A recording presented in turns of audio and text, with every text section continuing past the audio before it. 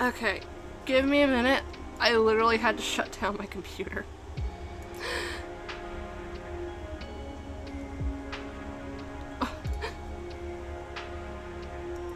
God, okay. Oh, the stream actually was still going? It didn't actually just stop it. Okay, that's good to know. Okay. Okay. Okay.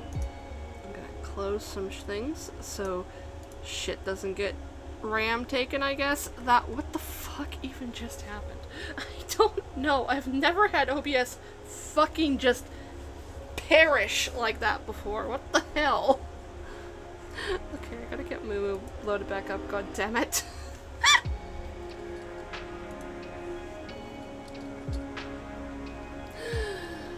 Well, Dad. God.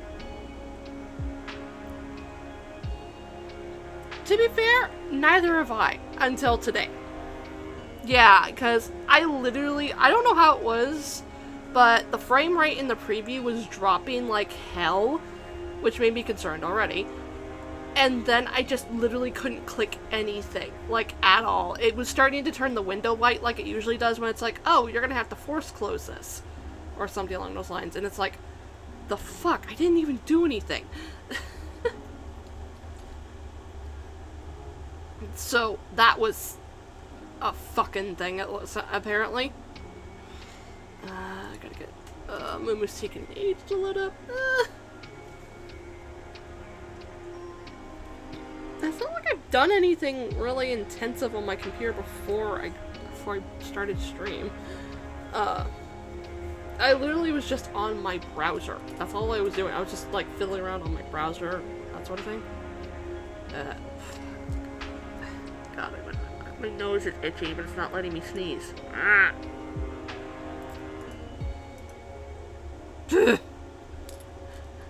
Feels like it, yeah. Okay. I'm gonna switch over to the streaming screen right quick and hope it doesn't break. Okay. And the game is still loading, I should note. Oh, there we go.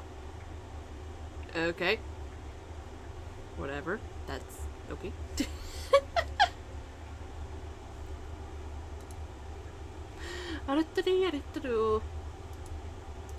Just gotta wait for the game to load. It always takes a bit for it to load. I don't know why. Can my power not flicker? For fuck's sake.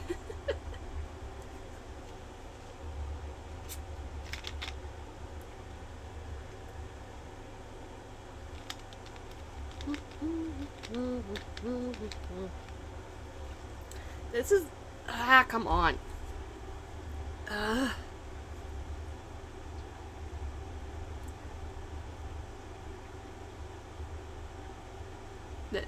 Yes. There we go. There we go. Okay. Okay. Okie-dokie. Okie-dokie, okie-dokie, okie-dokie. I have the right model turned on, right? Then best... okay, no, okay. There we go.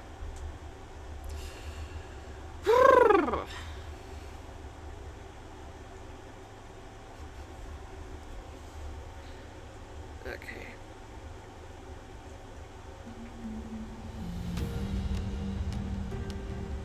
Okie-dokie.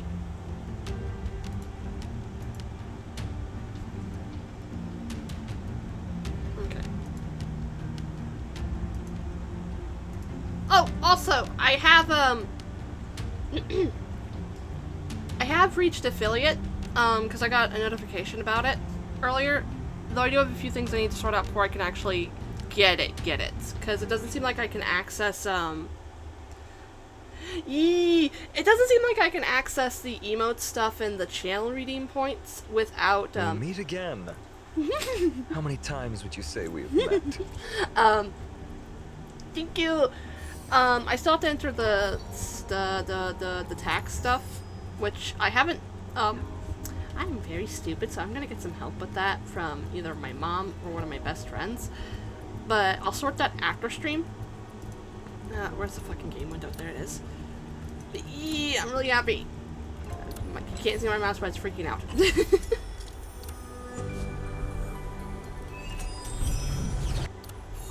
nothing so far. Yeah, it was like, and it was one of those, I checked before I went to bed, but it hadn't updated, I guess, and it kept saying, oh, you don't quite, yeah, it's one of those, I've just never handled that sort of thing, and legal stuff makes my brain melt like math does.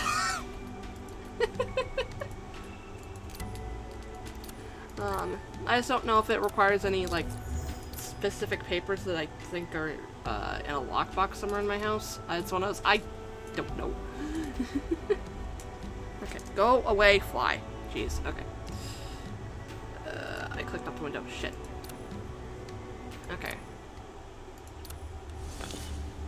I should probably do more of this before it goes away. Okay. Okay. To warm up and get myself in the groove, I'm actually going to do, for the I am going to do some Tome of Fate, I feel. Just because, I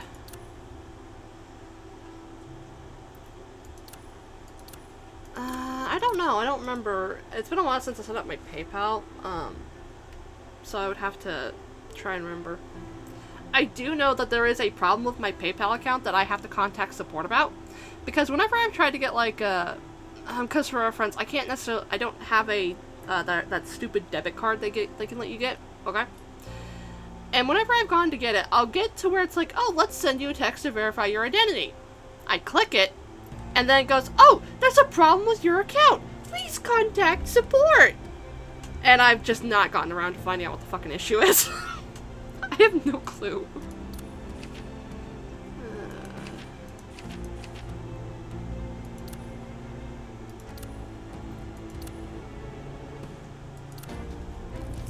Yep. So I don't know what the issue is with that. Yeah, what's weird is I've already filled out my, I already have like a contact information thing, my phone number and everything. It's just, for whatever reason, it just fucking bricks itself when it tries to send me a verification code. It's weird. And I'm probably gonna end up having to look into it later. I'm just haven't thought up to it because I don't want to have to deal with stupidity.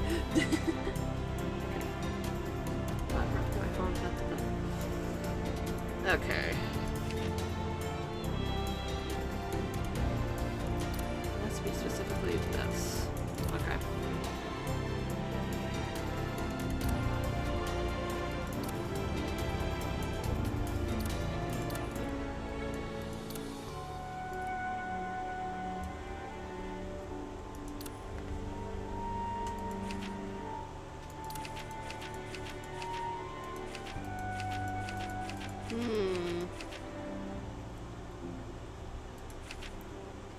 Yeah, I need to get more of these normal ones anyway, so let's just do this.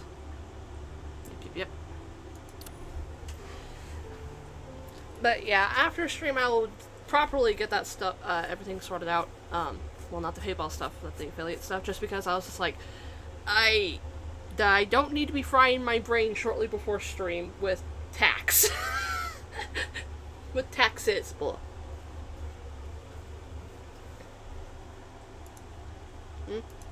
Spread your wings, Ansu.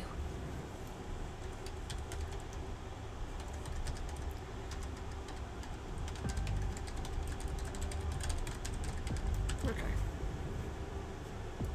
Okie-dokie. Okie-dokie. Okay.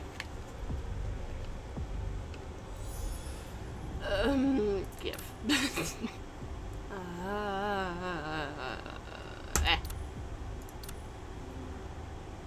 Okay. Yeah, I'm just doing this right quick to get some of the events sorted. Because I know there's like that double,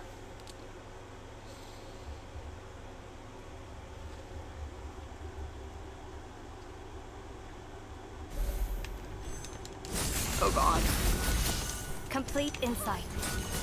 Oh fuck. Fluttering wings. 4.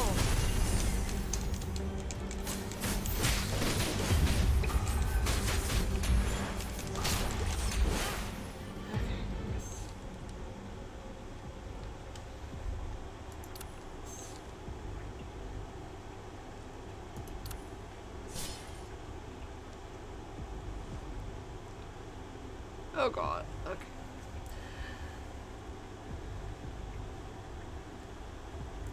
Yeah, it might be a good idea to just take a break and let your brain rest, because the brain frying is not fun at all. Look, what? Will this guy not get tagged?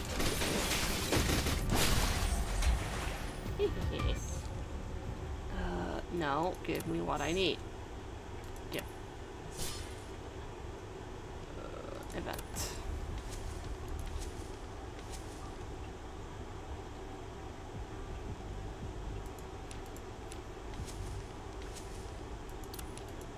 Okay.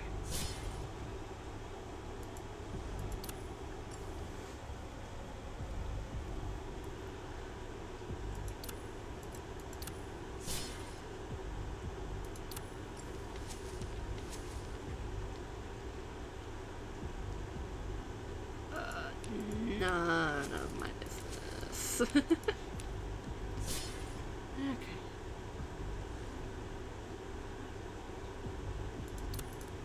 Okay.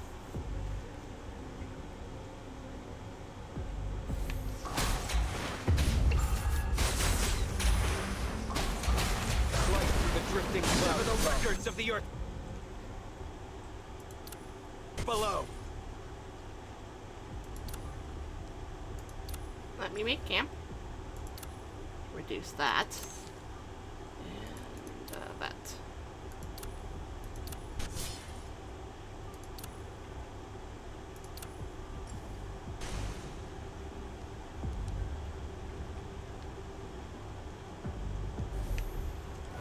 Flight through the drifting clouds above.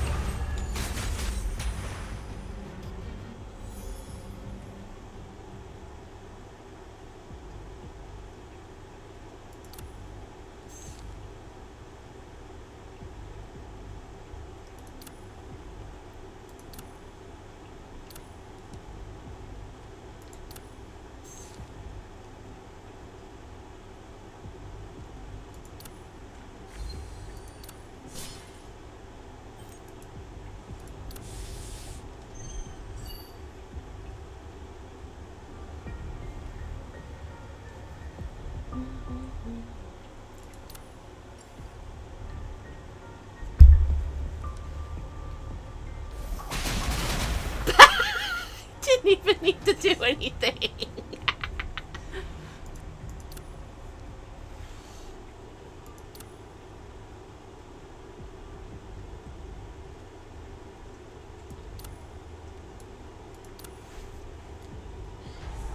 Oh, fuck. Ah. Okay. Go through 2 event chapters. Yeah, sure, why not? 1.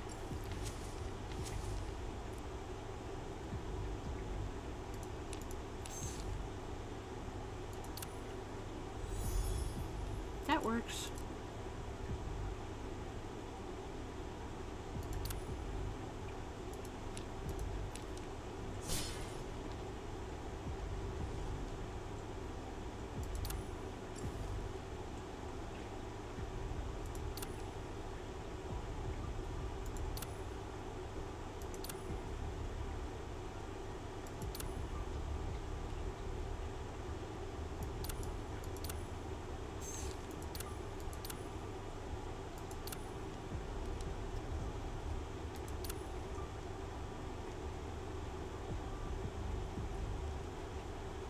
Sure. It's just 1.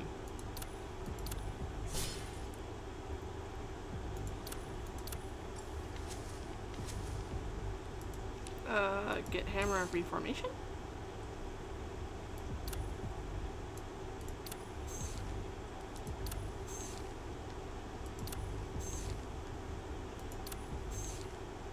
Okay. Interesting. Interesting.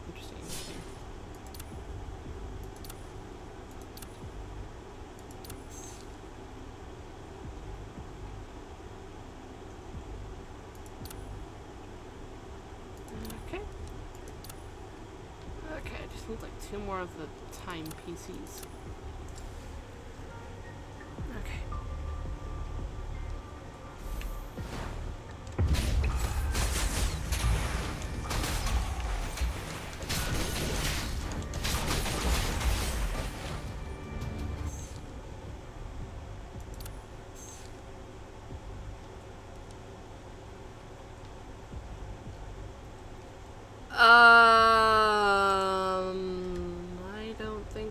hadn't. I know I got the ping for them from the Limbus Discord, but I hadn't taken a look at them yet.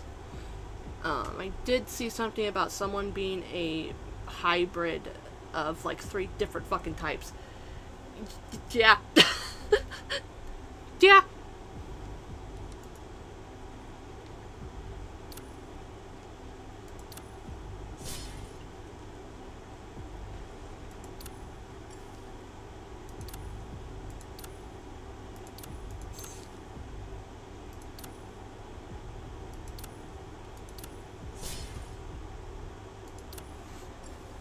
Yeah, that just reminds me of fucking Honglu, full stop office Honglu, because I remember, talking to one of my friends regarding it, and I'm like, okay, for reference, and I pulled up fucking, Mr. I'ma just delete all my memories to do a big smacky. I can't remember the name of the fucking office, but he's got, like, the golden sash. But I was like, this is how much he had, and then here's how much Full Stop has. And it's like, how the fuck do they all have so much? Ah, god damn it.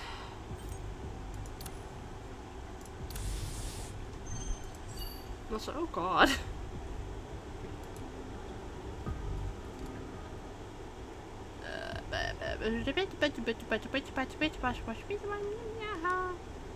What do I need? One more? Okay, let's do a battle.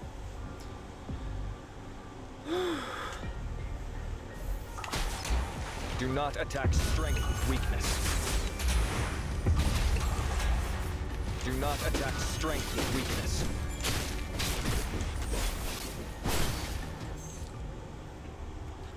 Give. There we go.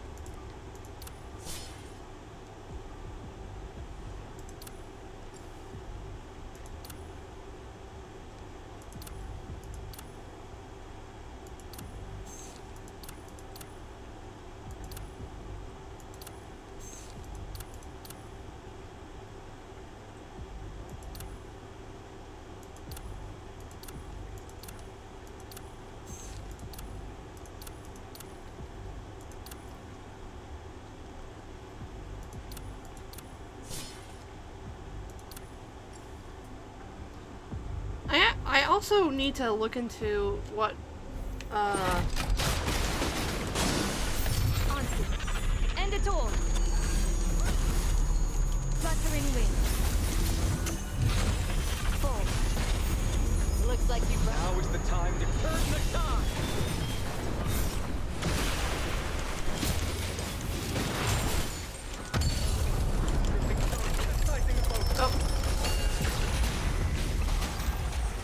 okay. I need to look up and see what were the first Walpurgis and second Walpurgis nights, because I don't remember who would be on raid up at that time. I don't think I probably need any of them, but I'm like, wait, I don't remember what people were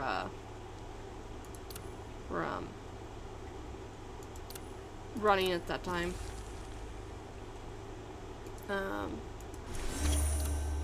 Not my brain going dead. My brain is just not working with me today. It's still a bit fried from last night, admittedly. Okay. I don't have enough of these. Yeah, give. Meh. That works. And the main reason I'd be looking that stuff up is because I can okay, gotcha. Because it's one of those, I basically just I didn't mean to click that. Basically just looking it up to see if I should recommend any of the units that would be running to Draconic. Because she may or may not be pulling for the Dawn, ID and Ego, though she mainly does use La Mancha Land, Manager of La Mancha Land. So I'm not. So we're both a little bit unsure if she'd actually get any use out of her, out of the new Dawn. I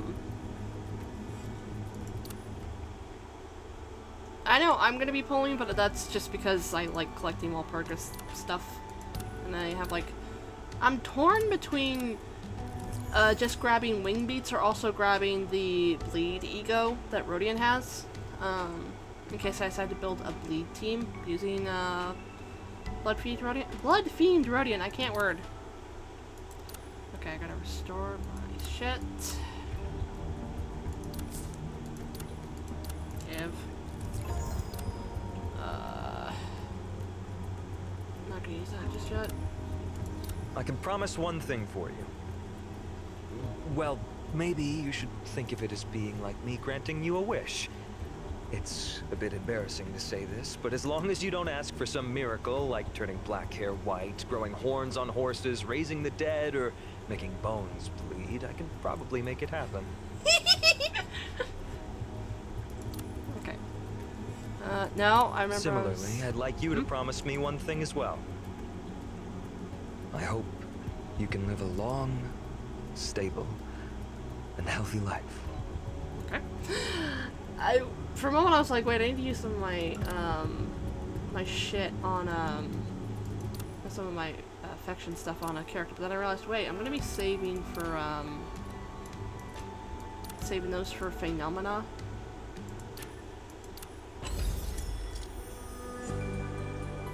Ooh, okay, gotcha. Gotcha. Good to know. Funny enough, if I actually hadn't gotten him on my first world purchase with shards. Okay, hang on, I gotta stretch. God damn it!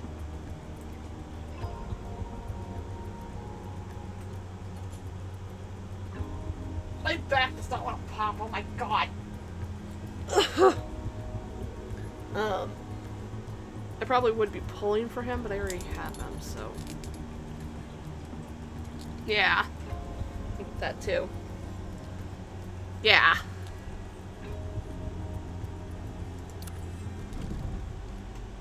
I kind of hope, like, I kind of hope a certain duo spooks Draconic, because that would be fucking hysterical. They wouldn't do much for me if they spooked me, because I already have them, but still.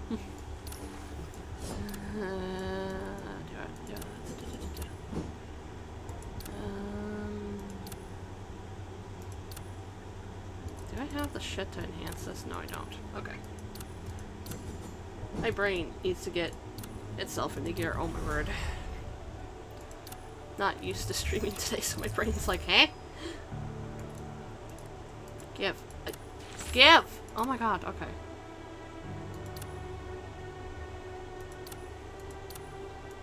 Okay, reset on Monday. Today is Monday, so. Dit.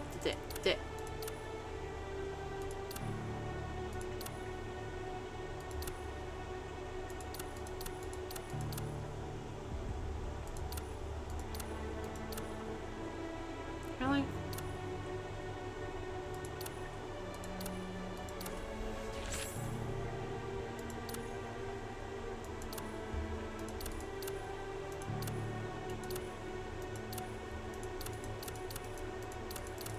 Oh, god damn it, okay. Oh, shit. My brain is just... it's stupid. Okay.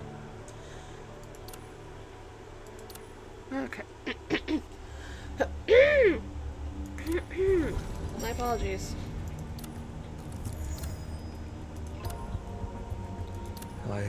Okay, what is this complaining about? Oh, it's complaining about this, and this.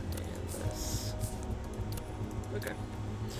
I should get back to the story before I forget again.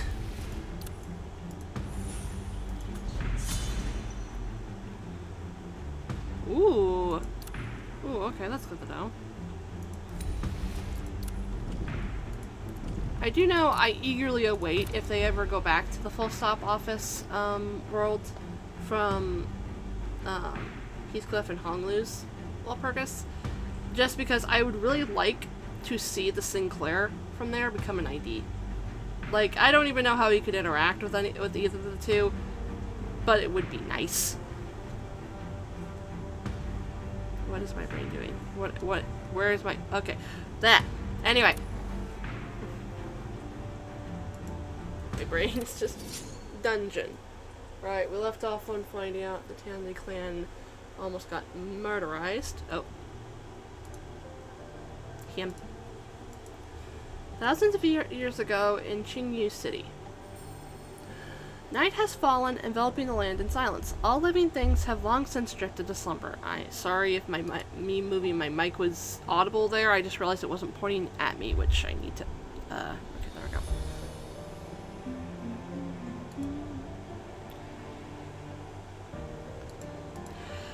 Two figures make their way up a hidden mountain path on the mid-slopes of Mount Tianxia. Your Majesty! Your Majesty? Please slow down!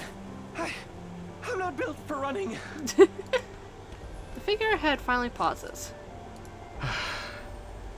The first time Li Jun and I climbed the summit of Mount Tianxia, your mentor, San Luo, looked just about the same as you do now. Well, I am a civil official, after all. Where does this path lead? Are we heading down the mountain? Only half true. So, why'd you call me out here in the middle of the night? And keep it a secret from everyone else? You ask too many questions. Aren't you always poking your nose into the Tianli clan's affairs? Then I'll give you a chance. A chance to change their fate. I still don't get what you mean. T-Chat does not answer. Instead, he looks up at the path ahead. We've wasted enough time already. We need to get this done before dawn. The two of them step into a hidden tunnel that descends deep into the mountain. The patch spirals downward into darkness. Torches along the wall cast long, twisted shadows of them. The scribe grows more uneasy, asking questions over and over, but G-Chat simply ignores him and keeps moving. At last they reach the end of the tunnel, and what awaits them is an unbelievable spectacle. What is this place? A secret like this has been under Qingyu City this whole time, and I never knew?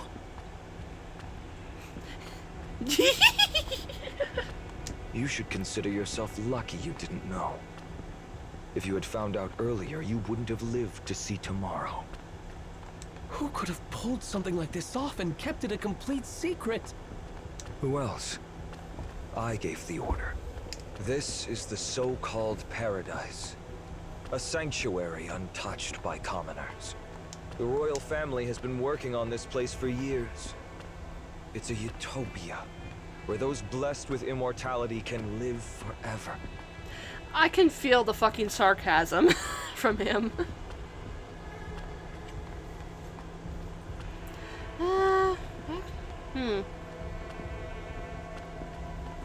Depends on the ramen, though. I've mainly just had like the ones you get that you get from like Walmart that are like hard noodles that you have to boil. Maybe if I actually had proper ramen, I might have a preference, but I don't really. I did recently just put a fucking egg, like whole ass egg, like the fucking soup was the ramen was cooking straight into the pot. I was very bored and very hungry, and I didn't want just soup. I wanted like something more with it. Oh, I don't think I've ever had any non-instant stuff. I've mainly just had the stuff that comes in like those those cubic bags. Hey, Draconic! Hey!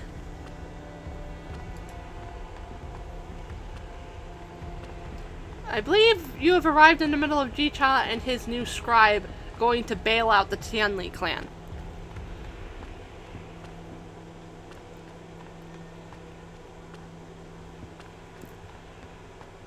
Huh? I've never put peeps in ramen before. That doesn't sound very good. Same with mayo, though. I could be wrong.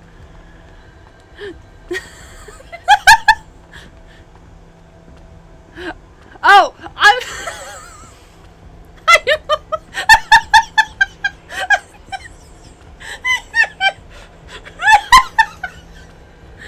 am a little fried.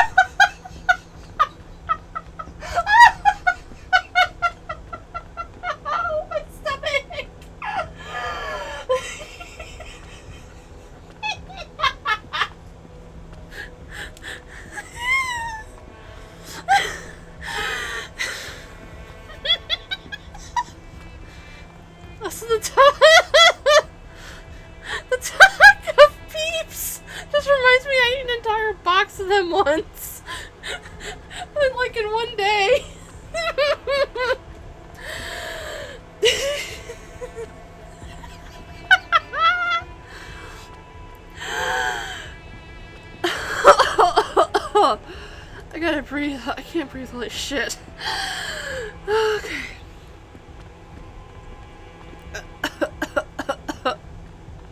I know you've been looking into the Tianli clan.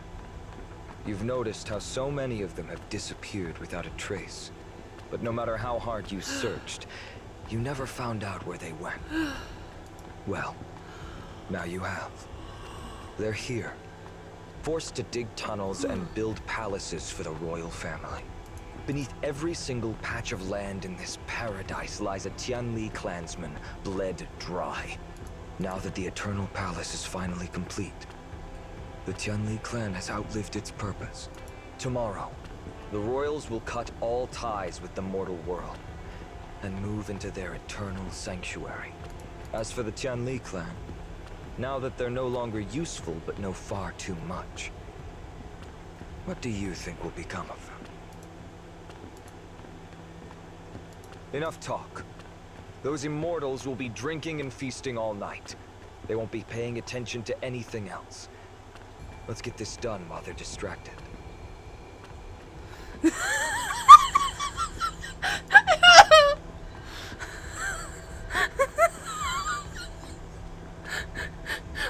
What's funny is I'm pretty sure there are probably some sweet types of soup out there where it wouldn't necessarily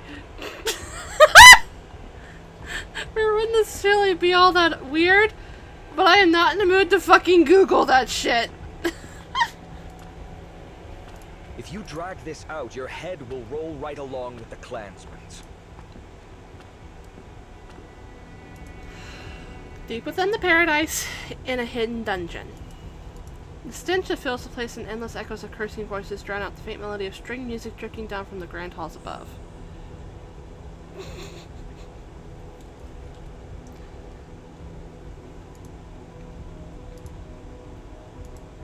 The pit in front of them looks like something straight out of hell. Countless wizard blaze hands claw through the bars, reaching helplessly towards the sky. In the distance, the light of paradise shines brightly, but not a single beam of light touches the faces of the broken souls trapped in the dark. Your Majesty! This... The scribe struggles to gather his thoughts. The horror before him has stolen his words, leaving only broken syllables tumbling from his lips. Chicha steps closer to the prison bars. You've suffered long enough. The cursing wailing suddenly stops for a moment. A few pairs of eyes press against bars, wide with disbelief, as if they can't quite believe that this man of all people would dare show his face here. I'm sorry. Oh. And the response he gets is a lot of spit hurled straight at his face. How dare! Chicha raises his hand, stopping the scribe. Don't judge a man until you've walked a mile in his shoes. He turns back to the prisoners. I won't make excuses.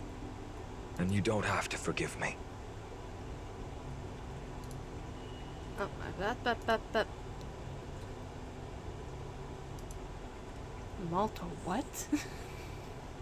I'm sorry. I'm stupid, and the town I live in is a backwater, shitty place in a bumfuck middle of nowhere. What is that? I'm not trying to be stupid, I really am not.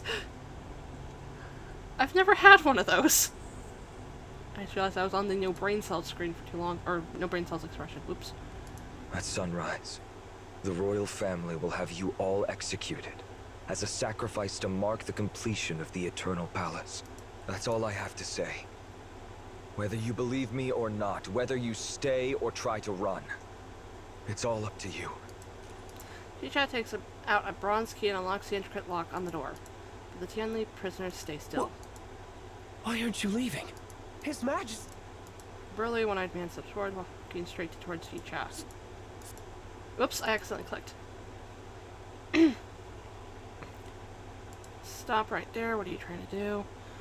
One-eyed man lowers his gaze to look at the much smaller scribe. Are you one of G-Shaw's lapdogs too? This is personal. Get lost!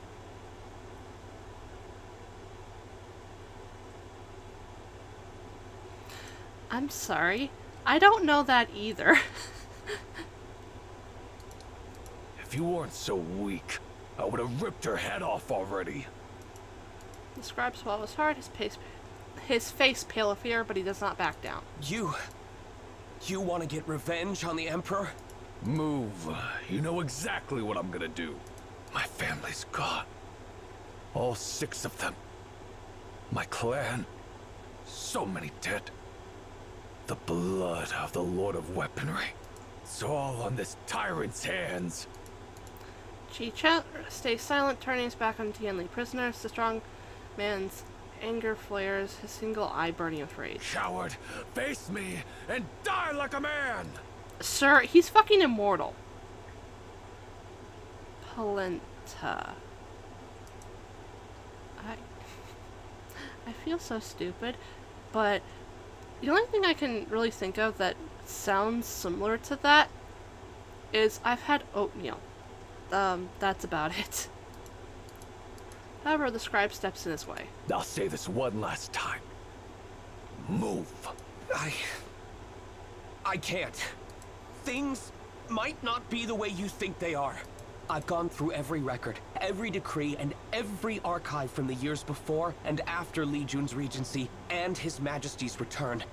There are too many inconsistencies. Some things just don't add up. This part of history has been concealed and altered. Even His Majesty doesn't have all the answers. No one really knows what happened, especially when it comes to the Regent's death. It's still a mystery, but I found one undeniable truth. When the Regent died, the Emperor wasn't anywhere near the palace. He was miles away, not restoring order like the royal family says. Oh. Okay, I think I understand. So at the very least... Li Jun's death wasn't... Enough! How dare you speak so recklessly? Know your place. The Imperial family's affairs are beyond you, and they're none of your concern. Kid, who are you? I am the new scribe. Scribe. So, you're Chung Lor's successor? That's right. He was my mentor. I heard Chung Lor was dead. Is that true? Yes. Before I left for Qingyu City, I buried him myself. Strong... The strong man goes quiet for a moment, closing his single eyes. He slowly shakes his head. Chung Lor. He was the only one in the entire G-Clan who dared to speak up for my people. The only one who stood by Li Jun. He leans in, his gaze fixed on the scribe's quivering face. If you are Chung Lor's student, then you must have read his records. Of course. So what did he say about Li Jun? My mentor. He wrote, "The Lord of Weaponry was a man of striking presence, with a powerful voice full of heroic spirit. Fierce as fire and ruthless against evil. He treated his soldiers with kindness, but held a haughty disdain for aristocratic officials. He honored the noble-hearted, yet had little regard for the wicked. A true hero among men." So, what about Ji Sha? What did he say about him? My mentor said, "The Emperor is a man of great strategy and an approachable nature. He wields his sword with unmatched skill and commands hundreds of vassals with a flick of his whip. He carries the worries of the common people in his heart and truly understands their struggles. A sagacious ruler in every sense." How much of that do you actually believe? For the first time, the fear in the scribe's eyes disappears, giving way to a firm conviction. My mentor would never betray the words he etched into history.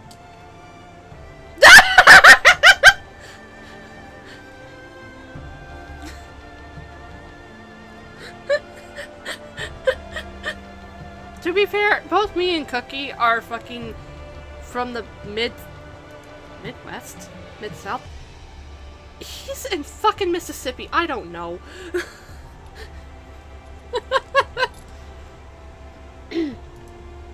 I believe every word he wrote. That's the history he saw for himself. The records tell of the Lord of Weaponry and the Emperor as he knew them. Nothing more, nothing less. Okay, 1 second. I've got crap in my throat, so I'm gonna mute my mic.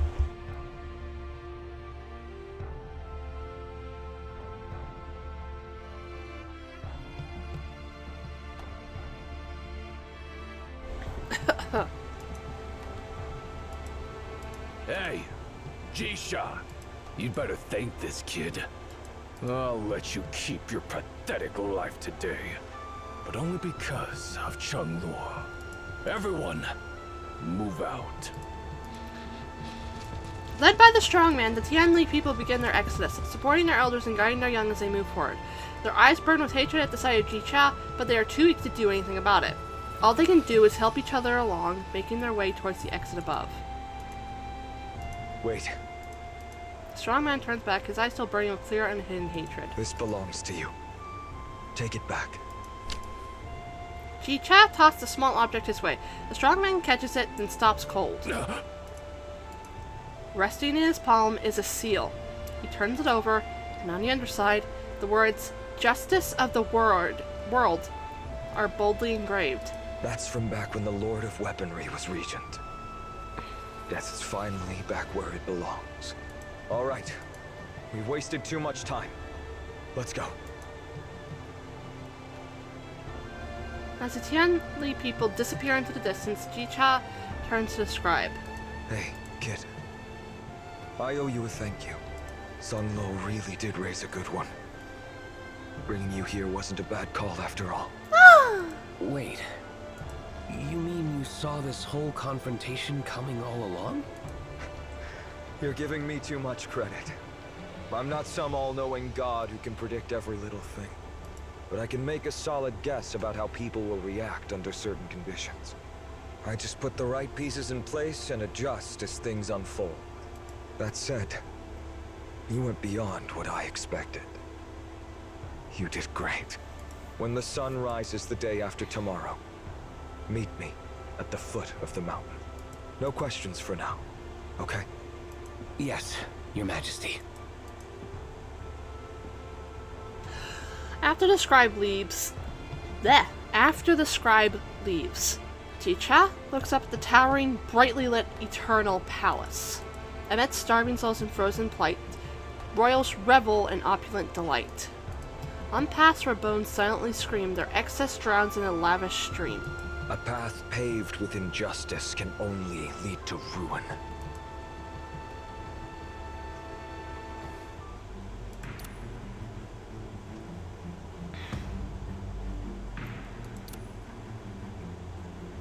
Why? I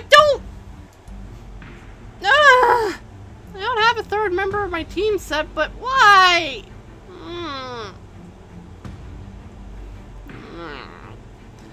I think my main problem with this kid is, from what little I've played of him, he eats his HP whenever he uses his attacks. And like, sir, I don't have a dedicated healer. G-Chad doesn't count. He only heals with his ultimate. Okay. Good,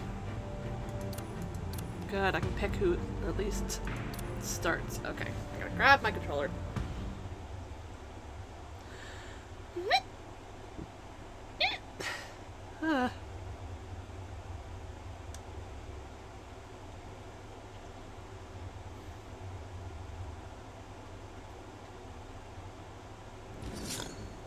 Underground Palace. The passage stretches narrow and deep. We walk in silence for an unknowable time until a dense cerulean mist approaches us like a living entity, filling the air with a pungent metallic scent. Gradually, a faint light emerges in the distance. As we proceed, those pale yellow halos disperse into the darkness, enveloping our figures. Temple's chilly interior is illuminated by the scent of burning candles mingled with a crackling reminiscent of an ancient incantation. Stepping into the eternal sanctuary, I feel as if entering a dreamscape forgotten by time. Have these candles been lit for thousands of years? If they were lit with oil, probably. Legend has it that the constructors used mercury for tiny rivers and copied the whole world in miniature. The candles are fueled by essence oil from mermaids, meant to burn forever. But that's just myth. These candles, they look recently lit. Who'd have time to light every candle in this massive place? Maybe the Emperor raising his bronze army? Speaking of that Emperor, I mean, Jistia, you know what's on my mind, dear Patriarch?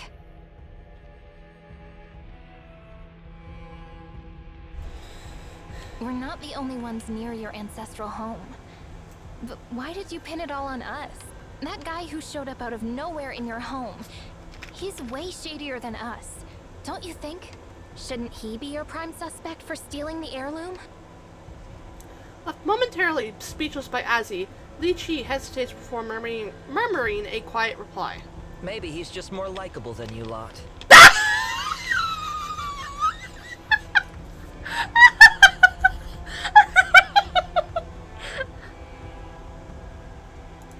Oh no.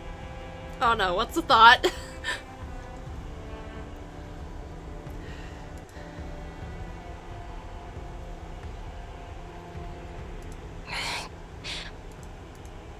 Whatever he's planning, we need to find and stop him.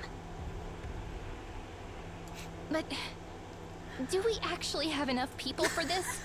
Why didn't Master Yuan Chuan send more backup? He's putting way too much trust on us, don't you think? I just had the most cursed thought for that.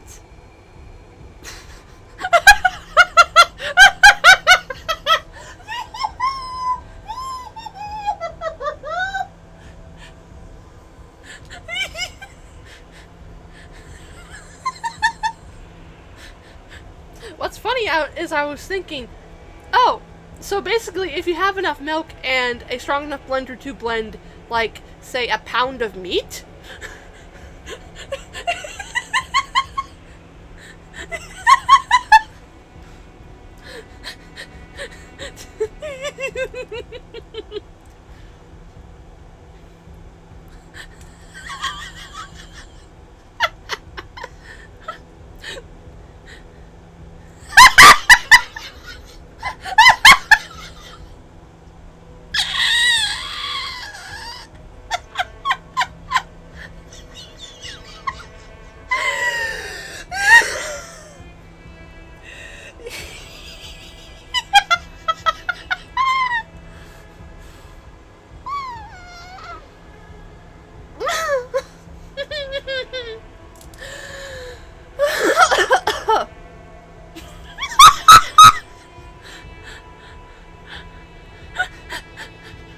That sounds like the result of Censored getting a hold of someone.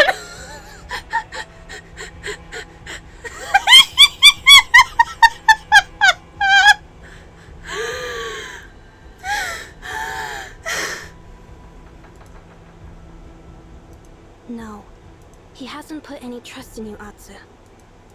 Ming glances towards me and Zero. Zero shifts her gaze briefly towards me. Can we handle this? Yes. Li Chi draws his blade. Let's not dwell on this. This is our sacred land, and I'll take full blame for whatever happens here. Time to head out. Gotta breathe, holy shit. Oh, I need to find... Hey! No! Look out! Another earthquake! The pillar's up ahead! This underground palace is shrouded in thick mist. Use the mist-clearing lamp to absorb the mist, then release compressed air to shatter those crystals.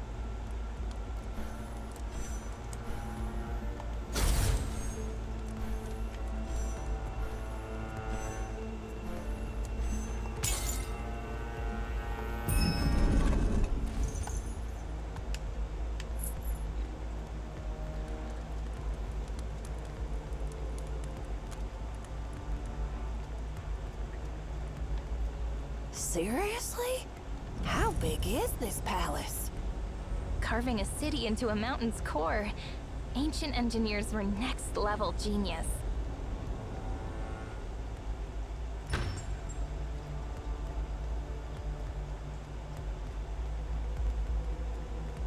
Have you encountered your wife trying to murder you yet? These warriors. Shh, keep it down.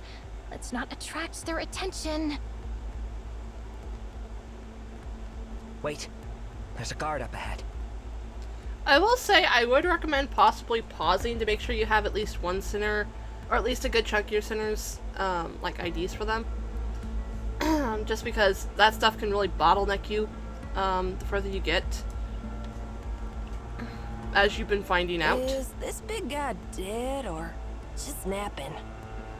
Judging by his outfit, he looks like a general. Zihong. Oh, right. Remember the stone tablet? Year 55 of Sha. Earthquake damage to the walls. Laborers conscripted. 4,500. Executions due to substandard work, 109. Overseers, Prime Minister CH7. Grand General, Zihong. Minister of Works, Zichi. I will note we don't know exactly when he's supposed to come out. Like, I initially thought he was going to come out, like, after Walpurgis, though I've heard that it might actually be well beyond then. And I will say, I don't want you to have to try and use the Twink against fucking GMU or GHO, just because I cannot imagine doing the fight with that ID specifically. Like, in general.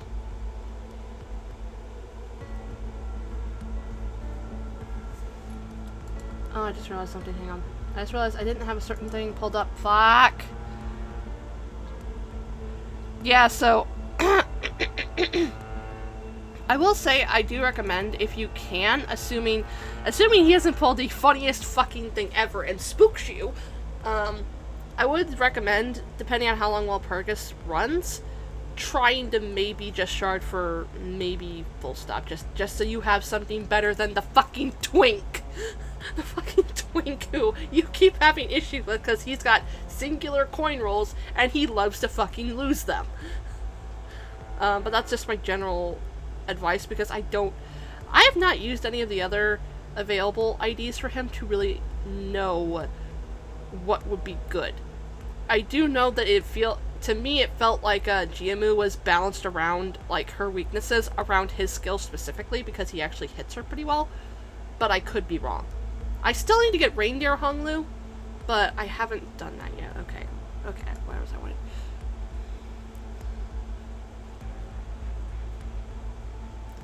I don't know. Blech, my brain just went dead.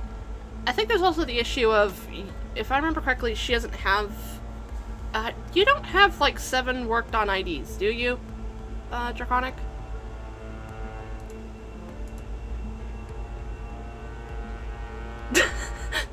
Okay, I couldn't remember because you were having to, like, fucking field, like, base Gregor because you didn't have anyone else, any ID for him.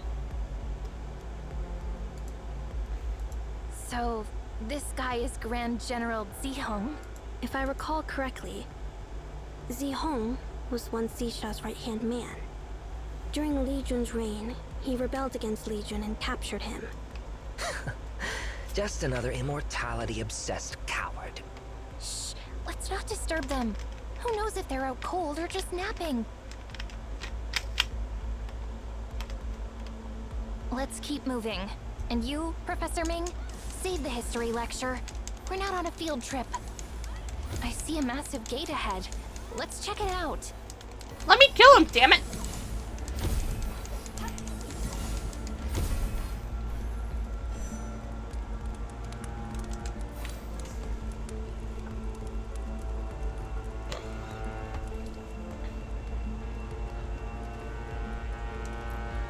Yeah, I would say, okay.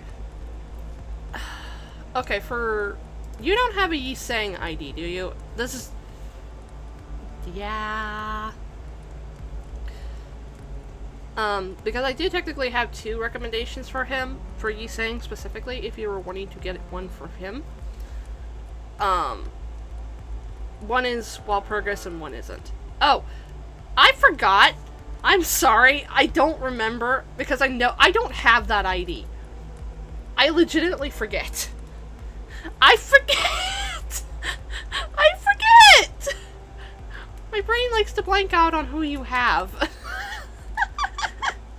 Okay, ignore me then, because I don't know if Solemn Lament Yisang or Spice Bush Yisang are better than that ID. I just know I need to work on Spice Bush Yisang. I haven't worked on him in ages. Ugh, it's stuck tight. Hey, dear Patriarch, can you work your magic once more? This gate's solid, at least a foot thick. Breaking it down? Think again, it'd take ages, and Never around when we need you.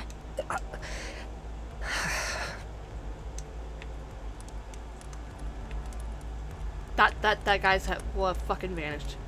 Hold up. Where'd that big guy go? Oh god. Excuse me, only word.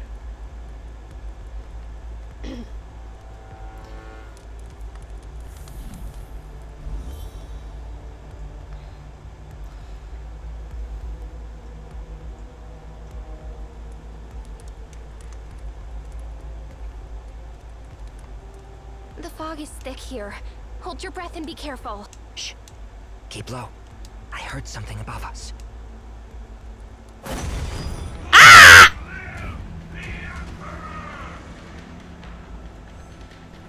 Run, run, run.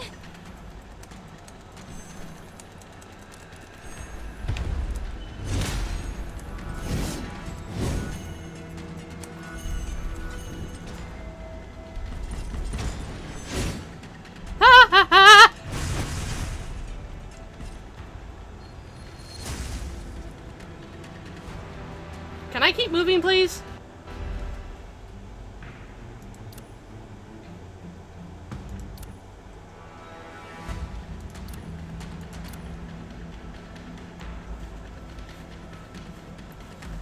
Finally ditched that big guy. Jeez. Where are we now? Every spot looks the same. It's risky staying put here. That guy could show up at any minute. There's an exit up there. But pulling that lever will set off all the mechanisms at once. I see a hexagonal sensor over there. Like the one at Kongjong Pavilion. Must have been made by the same craftsman. This one likely links to some mechanism too. Freeze it with the mist clearing lamp to halt some of the mechanisms. Okay, I see what I have to do.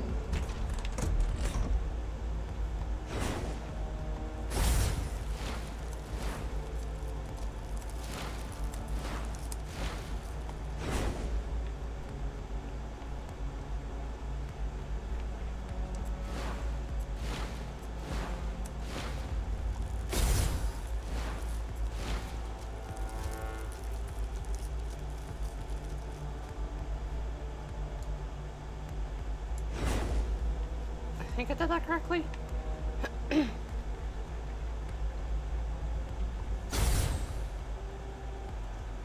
Oh, wait, I'm stupid. Okay.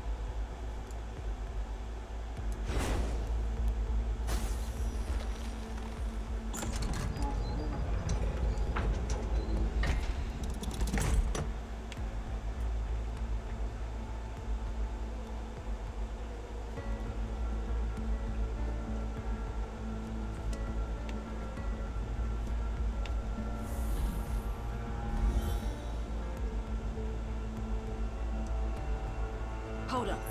Isn't that the Grand General? Is he parading his troops here?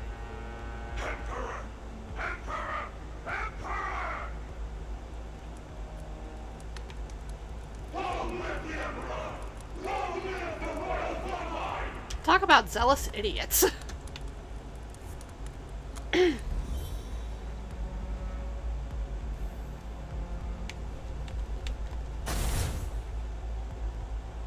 Looks like another familiar mechanism.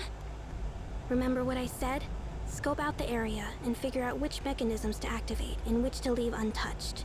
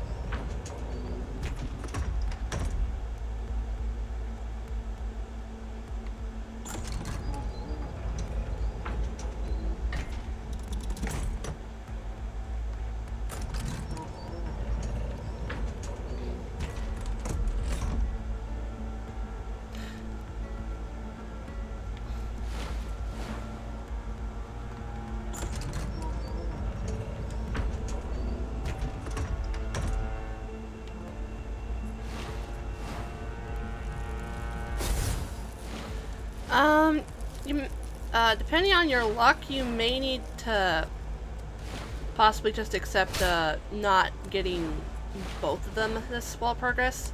They do run wall progress decently often enough to where I feel like that would be fine. Ow. Also, if you really need, to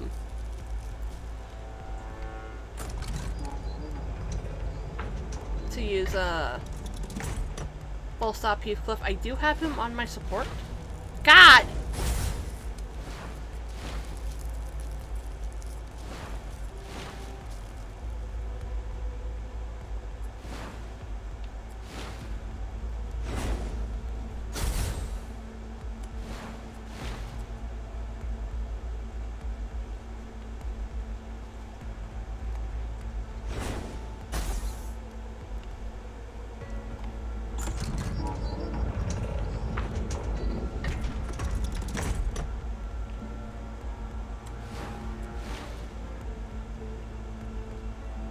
Okay.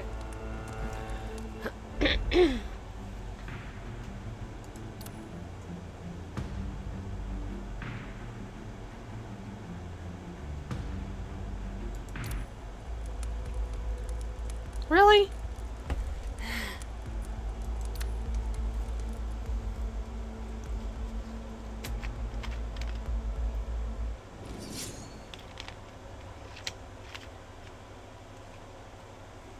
This place is getting hotter.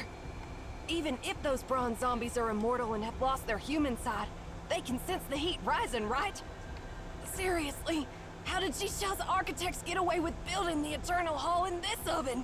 No protests? Well, that was ages ago after all. When construction started, this place probably felt cool and pleasant. You're saying the temperature raised over the years? Li Chi responds to Sheen's question. The heavenly lake atop Mount Tianshui. It's actually an ancient volcanic crater remnant. That's true. The geological team sent to Mount Tianshui affirmed it as a dormant volcano, hinting at active magma chambers deep down. One of my mentors used to say, geology is all about pressure and time. Think of a magma chamber like a pressure cooker. The crust is the lid, and the mantle's heat keeps building. Heat rises constantly. Magma accumulates, pressure builds. The lid can't hold it anymore, and boom! The volcano erupts. Maybe there was less magma back then. Could have been cooler when Zisha built this place. Jeez, you're giving me the creeps. Are we essentially treading on a ticking time bomb that could blow at any moment? Could it erupt any second? Technically, yes. That's concerning. Come on, quit with the grim news, poker face and all. Professor Ming, be straight with us. Will this volcano erupt or not? I'm sorry, but that's beyond my expertise. No one knows it for sure. As I said, geology is all about pressure and time, but that timescale spans millions of years. Human civilization, from the Stone Age till now, is barely a blink in geological time. The next eruption could be in a minute, a week, or perhaps in 50,000 years. We lack the knowledge to precisely predict geological shifts. Human civilization is too young to have witnessed the full range of geological changes.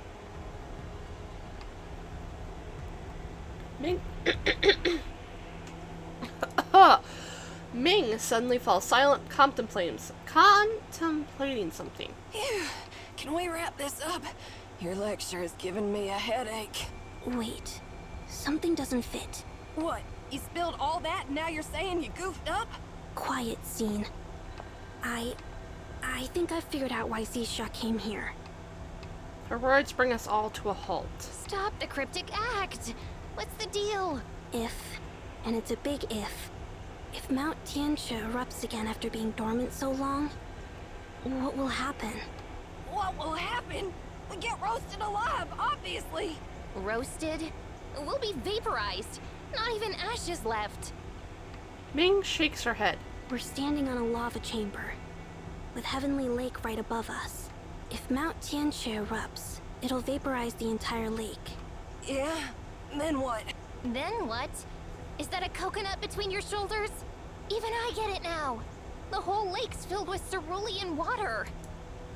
If that lake evaporates, Zing taught you about the water cycle, right? Steam becomes clouds, then rain.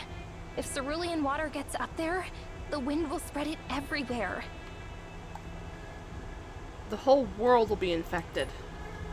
That cerulean rain would shower immortality across the continent. Heck, the whole planet! Ah, now it clicks. No wonder Jixia wasn't bothered about Sanglin City, or Jingyu City. He had his sights set on Mount Qianque and Heavenly Lake from the get-go. He didn't bother with us because he's playing with the forces of nature. But there's a hole in his plan. Can Jicha actually control the eruption? Also, I'm gonna readily admit, Sir, can you show up for once, please? I don't care if I have to fight you, but can you show up? Nope. Not even he can force it. The lid still holds the magma pressure for now. As for when Mount Tianche will erupt, it's a matter of pure chance. As he furrows her brows. No way he'd leave it to pure chance. Something feels off. He's got an ace up his sleeve, but I can't quite figure it out. In theory, to set off an eruption, he'd have to break through the rock above the magma chamber, like popping a pressure cooker lid. Break through the rock? Think dynamite could do that? Theoretically, it's possible, with enough dynamite on hand. But pulling off such a massive blast needs tremendous amount of manpower, explosives, and machinery. No way he pulled that off without raising Weisha's suspicion. But all we see are those bronze monsters. No gear, no explosives. That's odd. He's not planning on drilling through the rock himself, right? Yeah. What's his endgame exactly? We'll know soon enough. This never-ending tunnel is finally coming to an end. Can I move, please? This heat is killing me, and the mist choking. Legs feel like cement. Let's pull ourselves together and keep moving.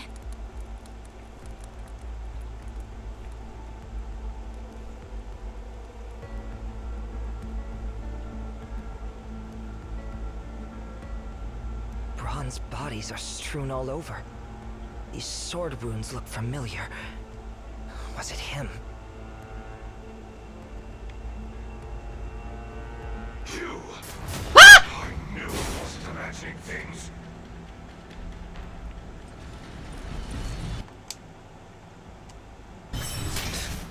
That's it? Hurry, before he recovers. Did he just talk to me? Who cares what that rust bucket says? Just run! Oh, those crystals again? The lamp's fading. His Majesty wouldn't have turned on us if not for you. Your Majesty, why choose these maggots for us? Hey, Patriarch! He's gunning for you now! Your call!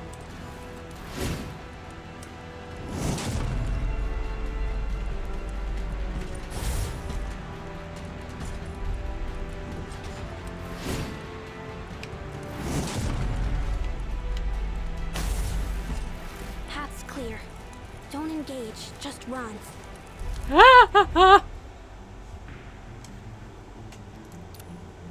Wait, what? Okay, hang on. Hang on, just a second. Hard mode for this chapter was locked at stage 17, I think. Hang on. Huh?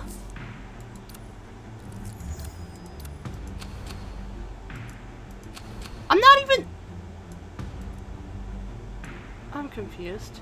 Also, hang on. I'm gonna convert a pull and do a single perm banner pull.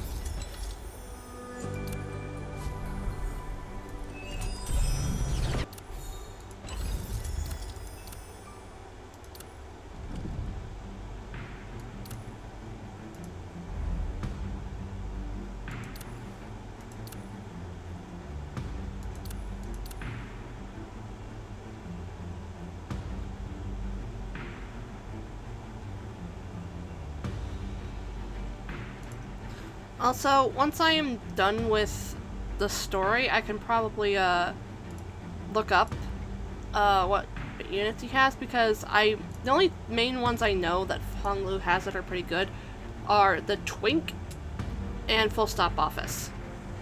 The rest are kind of dependent on what type of team you run, and he does not have a bleed ID that I can think of off the top of my head that is not the Twink.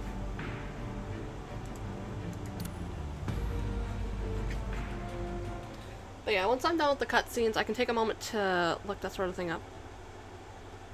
I just want to make sure I get this done. Because I'm probably going to have emotional the fucking damage. So I'm probably going to need a minute to recover after I'm done with the story anyway, so. What are these things? They look like giant fish scales. Are they carved? Draconic, I think we found a dragon. I think that's a dragon that's just been sleeping for a good bit.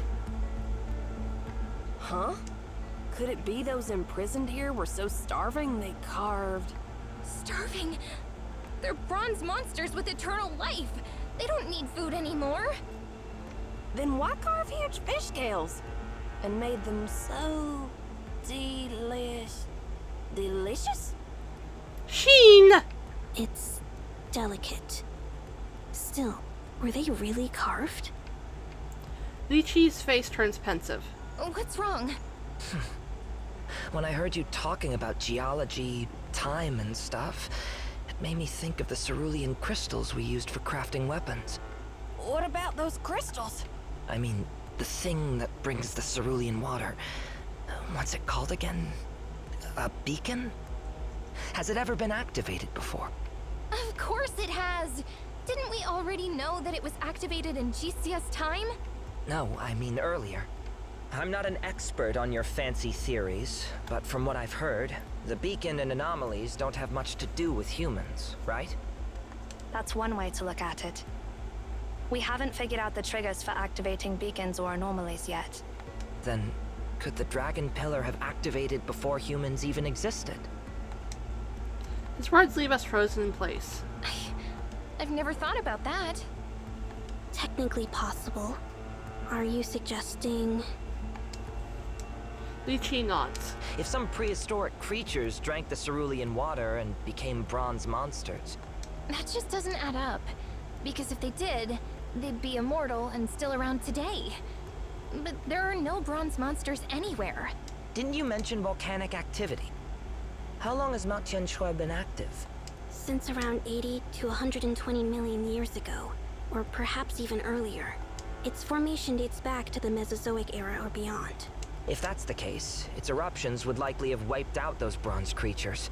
Perhaps the cerulean crystals our ancestors discovered in Heavenly Lake are actually... remnants of those ancient beings. Logically, this is quite possible. What was that you said, Atsu? There's no bronze monsters anywhere, right? Maybe it's premature to jump to that conclusion. Let's think about Leech's words. What if some creature survived all those volcanic eruptions? Yes, it is. I have a calendar. I utilized the calendar. What if there are still Mesozoic creatures influenced by cerulean water still alive today? Hey, stop being a scaremonger. I'd call it reasonable speculation. Ming gazes intently at the colossal fish scales before her. Anyway, we should be careful. I mean, if you're in a different time zone than me, here. Let me screenshot my calendar right quick.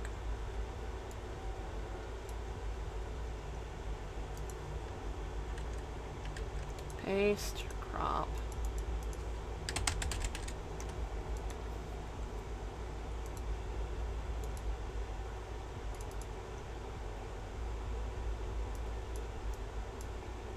This is what my my calendar says. Might be different depending on time zone. I take things literally. My brain, yeah.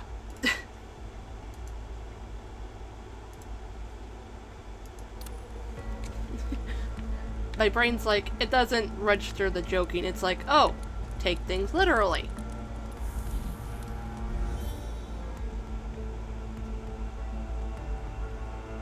Seems like we have to squeeze through these bronze warriors.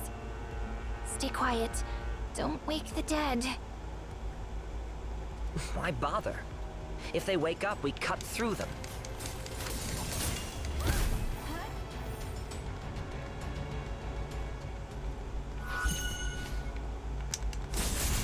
Fluttering wings. Look! There's a lever!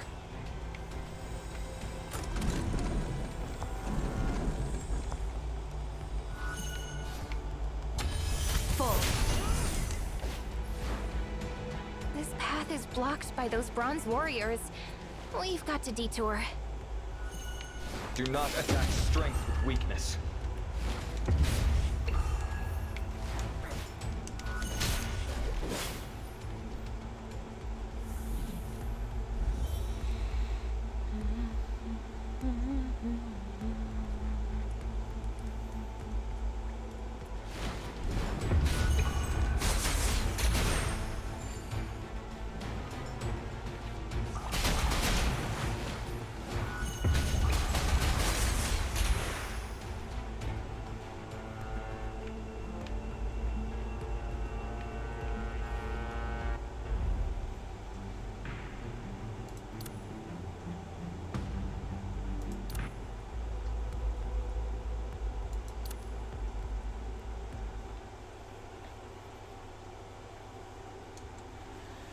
Okay, I think, I don't know if we're about to fight him or not. Where is he? Where's Teacher? The Grand General.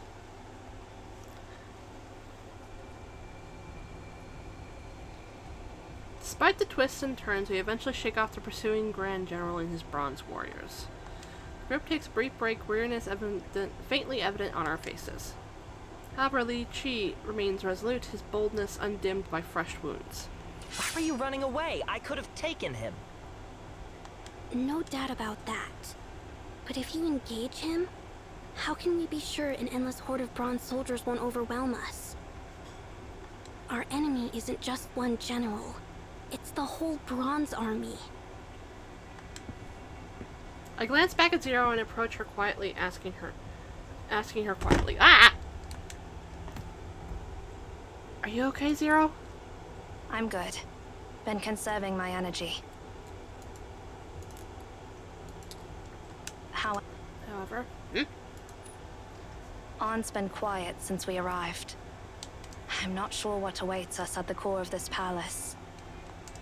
as these loud protests cut through the silence. We've been running forever, but all we bump into are endless bronze warriors and that general obsessed with Leech. As for the Emperor, he's nowhere in sight. Did he even show up here? Li Chi replies firmly. He was here, I'm certain. I recognize the sword marks he left behind. I spotted the cuts on the dismembered bronze soldiers we stumbled upon earlier. Hold on. So you're saying the Emperor offed his own troops? But this doesn't add up at all. Didn't he open this palace to raise his army and conquer the world? Stop filling your head with those scams, Scene. Remember what the Grand General said? Yeah. He ranted something about betrayal. Seems like he's holding a grudge against his Emperor. And what's wrong with that guy? He went berserk the moment he saw you. Zihong's era dates back thousands of years. If he's tied to some of us, the only possibility would be... You mentioned he rebelled against Legion and captured him. So, if he's connected to us somehow, think he's nursing a vendetta against Legion's descendant? Li Chi sneers. Let's test whose weapon's sharper. His spear or my sword? How much longer we gotta run? Not far now. The heat is escalating. You must be close to the core of the Eternal Hall. If that pesky general dares to hassle me again, don't hold me back. Fine. I'll let you handle it. Ow. Mmm. Mmm. Found you again, Li Shui. The so-called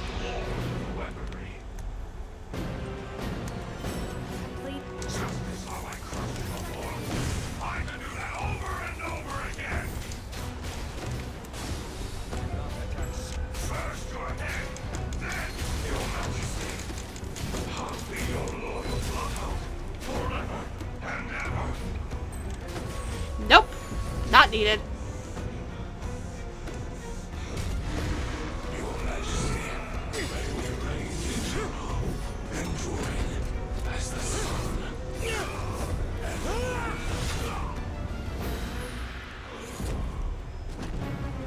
Ah! With an icy gleam emanating from Li Qi's blade, the bronze head falls. Li Qi sheathes his blade, refusing to spare a glance at the now headless body reduced to nothingness. A soldier who doesn't honor their weapon isn't a true warrior. We, the Tianli clan, will never fall to scum like you. Are you alright? Just a scratch. Turns out the immortal isn't so immortal after all. Did he say something unusual before he died? Besides the gibberish? Yeah, he did mention something. The Great Long. Long? Rabbit eyes, deer antlers, ox mouth, camel head, clam belly, tiger paws, eagle claws, fish scales, and snake body. 9 features combined. That's the Long. Hey, our world doesn't have that fairy tale stuff, right? Of course not. But remember what Licha mentioned earlier? If some prehistoric creatures drank the cerulean water and became bronze monsters. And remember the scales we saw earlier? Well, what if they're not sculptures, but... Not sculptures, but part of some mysterious creature? By the scale, the creature should be as colossal as the city itself. Even Mesozoic dinosaurs weren't that huge.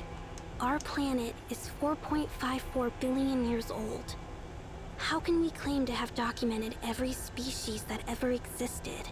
Also, cerulean creatures cease metabolism, leading to the accumulation of metallic cells over time.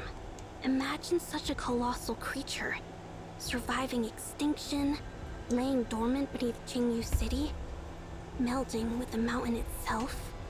What if it stirred awake like those bronze soldiers? It would wreak havoc. That explains the earthquakes. I understand. Something feels off. He's got an ace up his sleeve, but I can't quite figure it out. In theory, to set off an eruption, he'd have to break through the rock above the magma chamber, like popping a pressure cooker lid. But all we see are those bronze monsters. No gear, no explosives. That's odd. He's not planning on drilling through the rock himself, right? Chicha is planning to use it. To shatter the Earth's crust.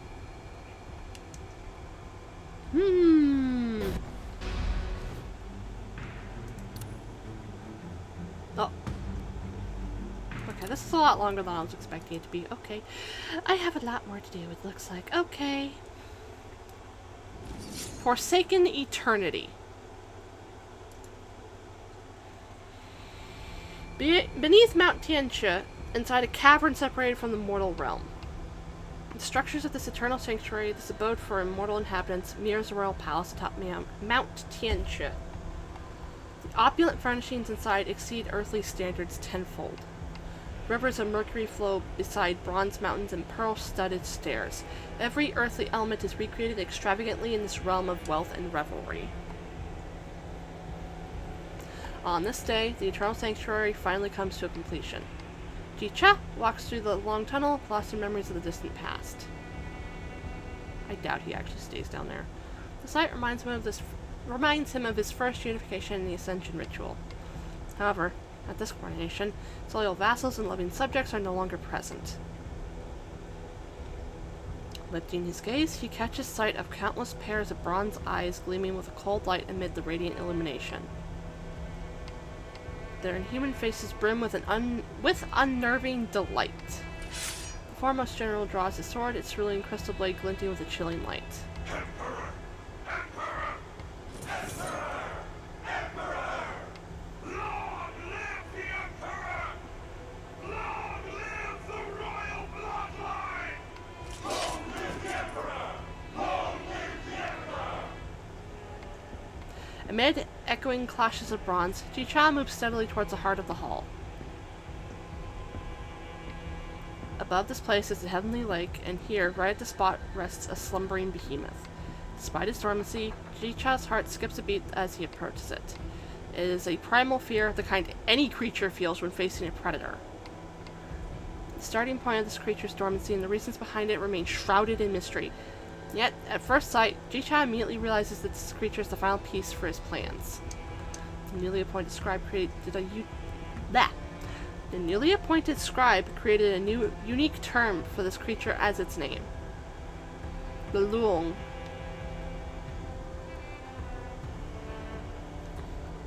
The one and only Luong to ever exist beneath the heavens. Just as there is one and only emperor ruling the realm beneath the heavens. Naturally, a profound symbolic link is established between the Luong and the emperor. Therefore, the location where the Luong lies in repose is meant to be at the heart of the Eternal Sanctuary, or rather the entire sanctuary has been structured around the Luong. For this very day, the royal family has already constructed an extensive staircase along the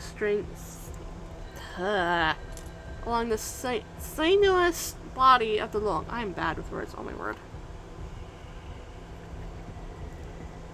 Ascending the stairs, Jicha reaches the dragon's head at the peak. My loyal kin. At his words, the revelry ceases. The royal family falls silent, gazing up at the emperor atop the dragon's head. We're immortal now. Free from mortal constraints. He's gonna seal them all down here and leave them to die. With our eternal sanctuary, we'll rule in celestial peace for eons to come. Long live the Emperor! Long live the royal bloodline! For the assembled audience, Jicha faces the lamplight and draws his sword, its blade emitting a frost-edged light. The Great Luong remains in its slumber, its true nature unknown to the world. Its scales glowing with a chilly green light that... I keep stumbling over my words. Its scales glowing with a chilly green light hint at its immortality. As the royal family readies to cheer, they watch in shock as Jicha points his sword at the Luong's head below him. Next moment, the verdant blade plunges straight into the dragon's cranium. The beast stirs at last, its millennia-long slumber broken.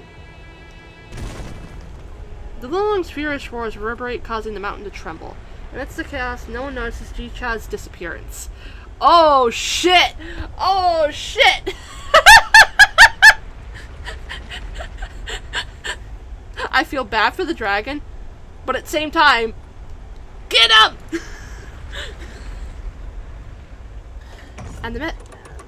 As the mechanism operates, the door crafted by a Tianli craftsman seals shut with creaks. Its impenetrable locking mechanism engages, separating the interior from the outside world. And so, the Eternal Sanctuary vanishes from the mortal world. Moonlight casts Jicha's silhouette onto the rockside, pale as delicate frost. Since you crave for immortality, you shall be forever banned from the earthly realm. This gate shall remain shut for eternity.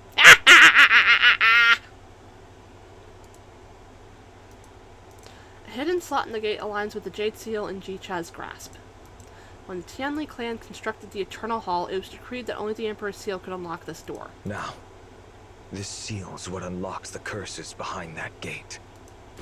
Jicha raises the seal, only to set it down gently. Well, honestly, sometimes I wish I was a heartless monster.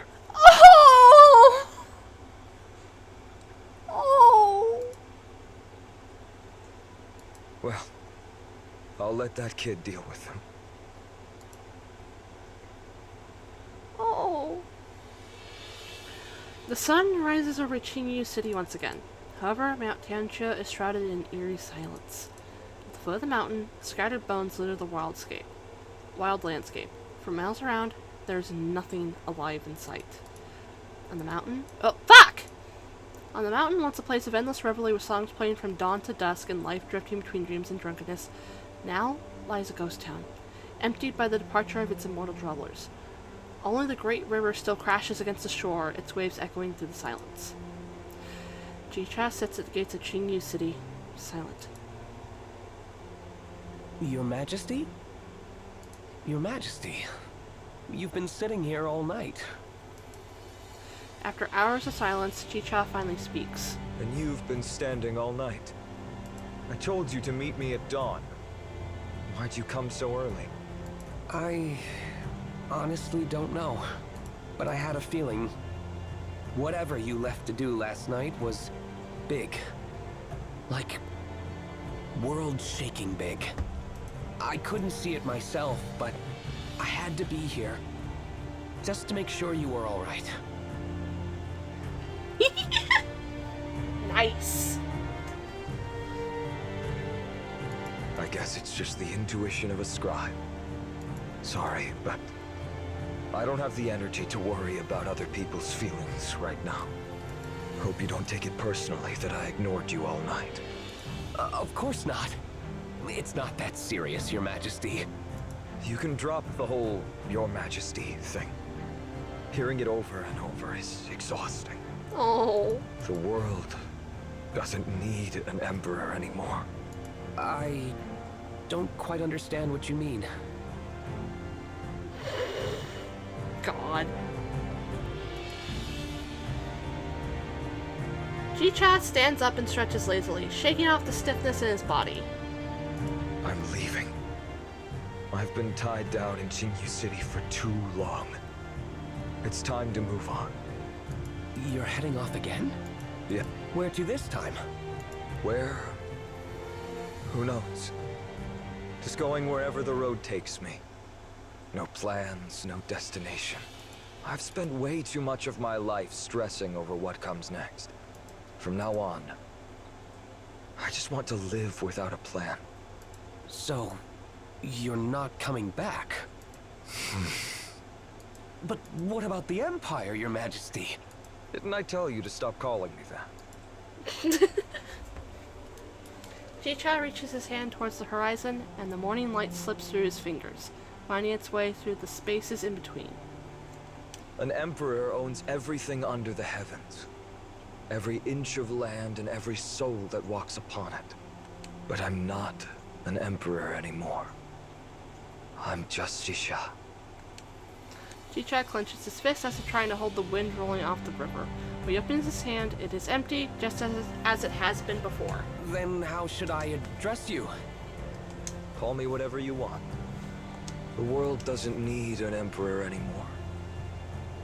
At least, it doesn't need me. Oh! No! As for Xia itself, Sun Lo once said its time had passed long ago. It was like a corpse that had been dead for ages, but still clung to life. But now, it's finally laid to rest. Laid to rest? You mean what you did last night? What exactly did you do? G-Chat finally smiles, but it is a forced one. I gave them exactly what they wanted. They wanted eternal life, so I gave it to them. An endless eternity with no sense of time. G-Chat turns away, his eyes following the ridgeline of Mount Tianxia as it disappears into the distance. Before I go, I should take one last look. Alone, G-Chat starts the long climb up the steps towards the Imperial Palace. The scribe follows a few paces behind, matching his steps. They make their way through the quiet streets of Qingyu City, passing the towering walls of the Imperial Palace, until they finally reach the summit, where Tianqi Lake awaits. It really is beautiful up here. I wonder who will live here next. There'll be many emperors after this. They and their ministries will come up with all sorts of names for their empire. The scribe stays silent. There's something I've always wondered. You're always so nosy. Always digging around. Whether it's Tianli or the G-Clan, you always want to know more about everything. But there's one thing you've never asked me. You've never once asked how I and the royal family gained immortality. Aren't you curious? The scribe clasps his hands and bows slightly. After seeing what immortality has done to you and your clan, I wouldn't exactly call it a blessing. I'd rather live and die as a mortal. Just like my mentor, Sun Lo. G-Chat pauses for a moment, then bursts into laughter. If just a few more members of the royal family had thought the way you do, things wouldn't have turned out like this. All right. I'll tell you everything. Ji-Cha points towards Tianchi Lake. The clear water gradually darkens into a deep blue black as it descends, with its depths unfathomable. About 10 feet below the surface, a massive black stone pillar stands. Sometimes, the pillar gives the water a strange bluish-green tint. Or maybe that's the color of the water when it releases. It's hard to say. For now, let's just call it cerulean water. Back when Li Jun and I first came here, the lake suddenly became completely transparent, revealing the stone pillar and the cerulean water. Drinking the cerulean water grants immortality. The day Li Jun and I climbed the mountain, I only took a single sip, but then the royal family drank without restraint. Well, you've seen the consequences. They all turned into those inhuman bronze monstrosities. If it hadn't been for Li Jun's foresight, the Tianli clan would have suffered the same consequences. Why are you telling me all this now? Because when I'm gone, someone needs to watch over the Tianchi Lake and keep an eye on that mysterious cerulean water. And watch over my people. The scribe smiles gently. Have you forgotten already? Back at the foot of the mountain, you said you weren't an emperor anymore. Yeah, I know I'm running away. But that doesn't mean I can just ditch everything and walk off. If another disaster like the royal family happens again, who's going to clean up the mess? So you're leaving the problem to me? Just think of it as my last bit of power as the former emperor. I'm just a scribe. How could I possibly be worthy of such a heavy responsibility?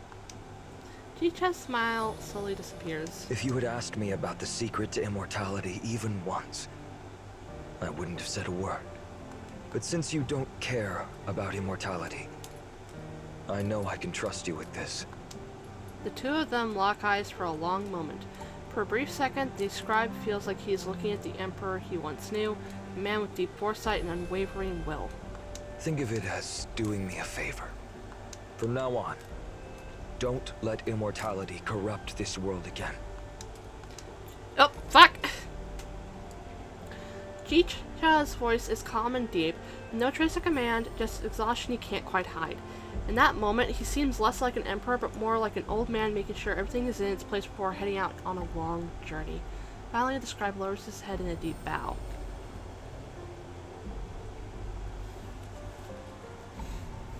You missed me making dying puppy noises. Oh. This is a huge responsibility, and I'm honored to take it on. As long as I live, I'll give everything to it. And when I'm gone, my successor will carry on the mission. You have my word, my lord. Good. That's good. He gives the scribe a pat on the shoulder and helps him up. One more thing. Ji-Cha reaches into his sleeve and pulls out a small seal. This is... Exactly. This is the Imperial Seal carved by Sung Lo. The original design for Li Jun's Regency seal. The heart of the world. I was planning to get rid of it myself. Either by tossing it into Tianchi Lake or throwing it into the Great River and letting it disappear. But... no. This is the only thing I've left that connects me to Sung Lo and Li Jun. Oh. They're both gone. And I don't even know if there will ever be a day where I'll see them again. Destroying it with my own hands would be like wiping away the last memory I have of them. I'm not that cold-hearted. Oh. Do me a favor. When I'm gone, just make sure it disappears. I don't want anyone fighting over it. Using my name to ignite some stupid power struggle, or even worse, causing pointless bloodshed. This way, the chapter Sha in history can end for good.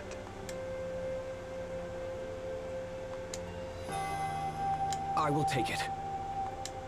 The scribe respectfully accepts the seal with both hands. The moment it leaves Ji-Cha's grasp, he looks relieved relieved as he lets out a long sigh, like a huge weight has been lifted off his shoulders.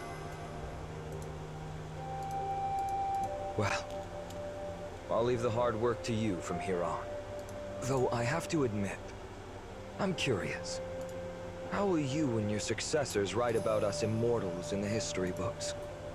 We ruled over everyone for so long, then just disappeared without a trace. Won't that confuse people down the line? The scribe straightens up and meets Jicha's eyes for the first time. No need to worry about it. For years, the people have suffered, living in misery with their lives hanging by a thread. Recording their struggles to warn future generations is hard enough. Why bother wasting ink writing about immortals? Why obsess over the divine when we have the living to worry about?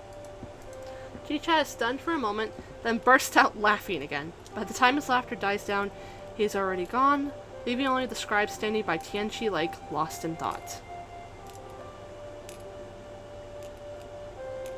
Months later, in the Grand Scribe's chambers by Tianqi Lake. This place used to be the study of the former Grand Scribe, Song Lo. His student inherited it just as it was, without changing a thing, not even the furniture. The scribe sets down his brush and rubs his wrist. Though through the open window, he sees craftsmen working tirelessly along the shores of Tianqi Lake, using wooden scaffolding and makeshift pulleys to lower a massive pillar-shaped sarcophagus towards the center of the water. Even though he's unsure if this will stop the cerulean water Jicha mentioned, he decides to at least try sealing the dragon pillar for now. The scribe sits back at his desk and begins flipping through bamboo scrolls filled with intelligence reports. So the vassals have finally started turning on each other. But none of them seem powerful enough to take over Qingyu City just yet. Send more people to foster communication between the regions and keep a close watch on things. Right now, the top priority is to restore the abandoned fields at the foot of Mount Tianqi.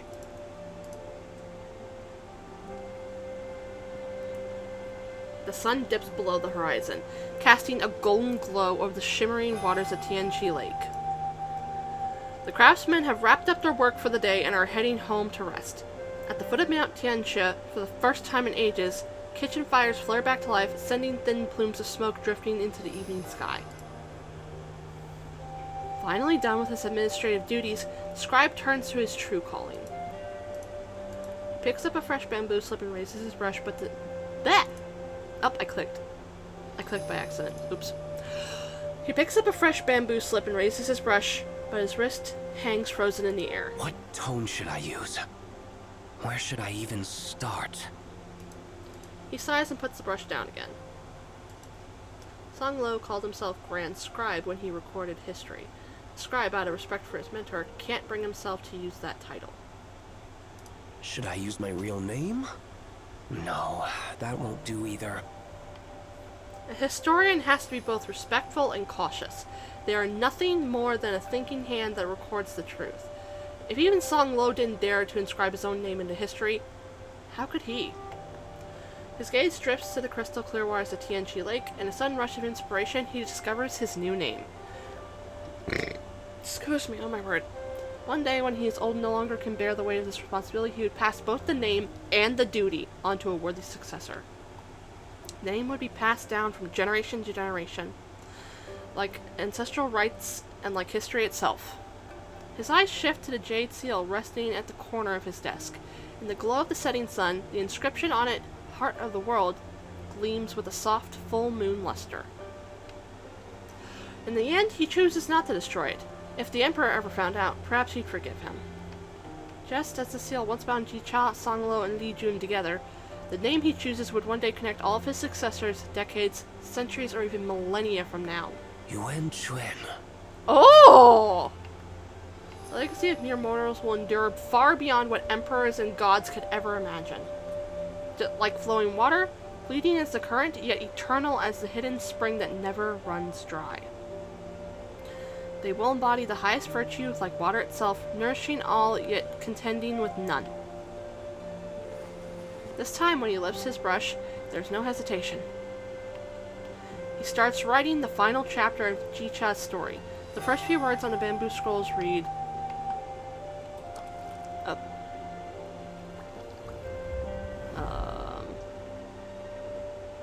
Chief, I can't read that!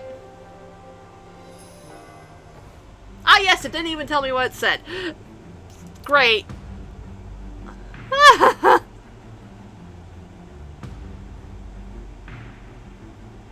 Okay. Oh, I see him! Fuck. Why is my phone buzzing? Oh, okay.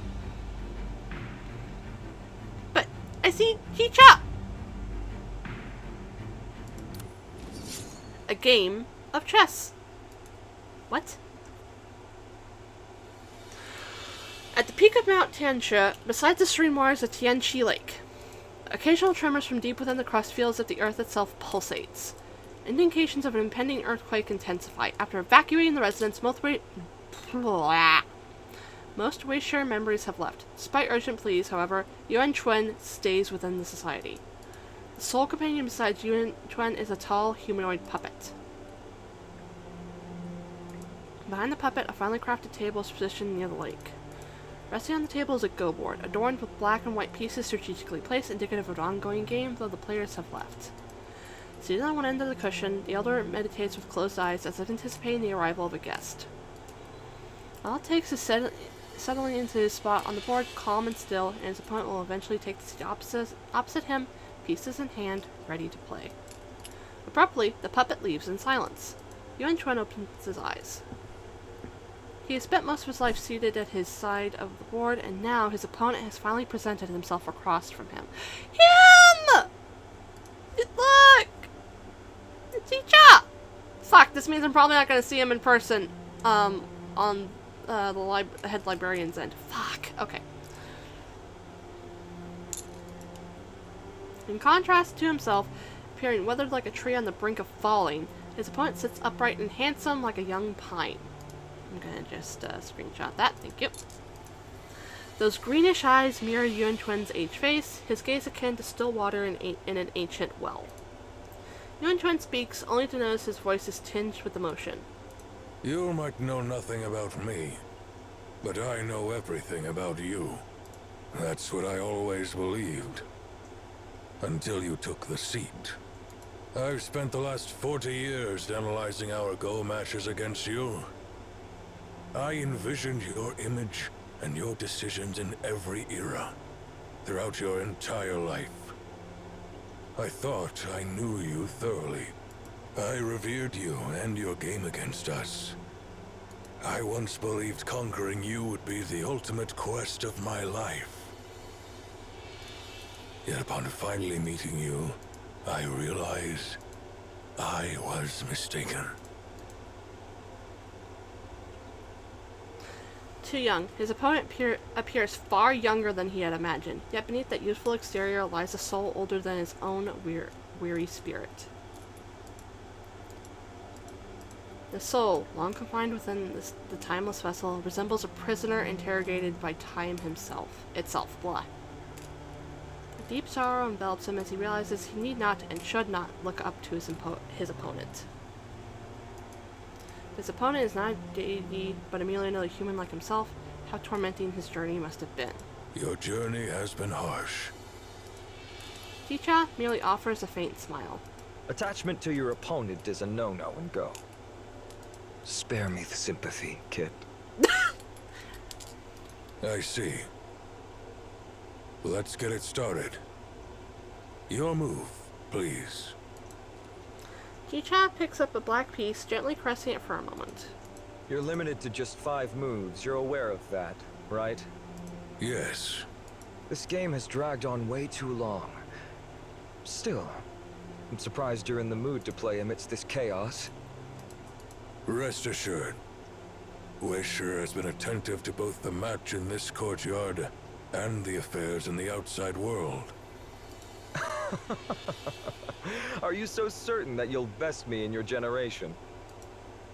Yuan Chuen shakes his head gently. I'd rather say, I'll see your wish fulfilled. My wish fulfilled? Interesting. Now tell me, what is my wish? This isn't a question for me, but for you. What do you genuinely desire at this moment? Surprised by Yuan Chuen's query, Chicha bows his head in contemplative silence. Yeah. What do I truly desire? His life after parting Chinyu City has stretched on so long that even he struggles to glance back. Long ago, a scholar had shared a tale with him about a paradise called the Land of Peach Blossoms, an eternal sanctuary isolated from the mundane world.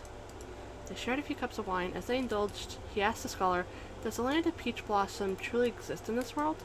The scholar simply laughed in response to his question, asking, "Does any eternal sanctuary truly exist in this world?" Upon that question, he fell silent. The eternal sanctuary does exist, but it is nothing like the idealistic vision held by ordinary individuals. So, Yuan Xuan of Weishe, do you believe the Land of Peach Blossom truly exists? I do. Jicha arches his eyebrows in surprise. Oh. That's quite unexpected. I thought you'd dismiss it as a fairy tale. Yuan Chuan shakes his head solemnly. The Land of Peach Blossom is a beautiful dream for all living beings. Every dream, no matter how naive or childish, has its believers. People strive for them. You understand this better than anyone. For millennia, haven't the people of Jin been striving for a better world and better lives? That's their Land of Peach Blossom. That's true. Haven't I been pursuing my own Land of Peach Blossom as well? You know, Yuan Xuan. So far, I've explored two paths. First, letting the immortals govern the ordinary people, and it failed. Second, letting the ordinary people govern themselves. Yet reigns ascend and descend incessantly over the centuries, both in Shen and in distant realms.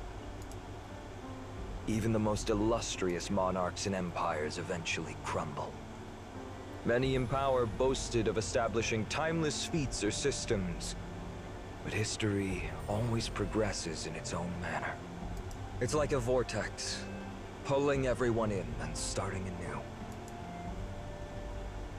Now, I'm giving it a third try. You mean granting immortality to all? Letting immortals govern immortals? Perhaps.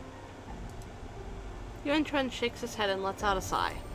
Celestial whims, veiled in endless night. No tear-stained prayer may breach their flight. Yuan Chuan retrieves a jug of wine and 2 glasses, pouring wine for both himself and Jicha. Do you think it'll work this time? Savoring his wine, Jicha finally places his first black piece. You're discussing the external world. But for now, let's focus on the game before us. Yuan Chuan sets down a white piece. If my plan works out, the Land of Blossom Garden will be within reach. If everyone is granted immortality, they will amass wisdom over time, rectifying the mistakes of their predecessors and learning from them. The second black piece is placed. What if you fail again? The second white piece promptly follows. Yeah, I can't dismiss that possibility. So what? Jicha abruptly places his cup down and begins to sing. Within the hourglass, how many grains remain? Why not unclench the reins? Let wind decide my lane. What phantoms chase us through these frantic days? Gilded chains corrode, divinity is but haze.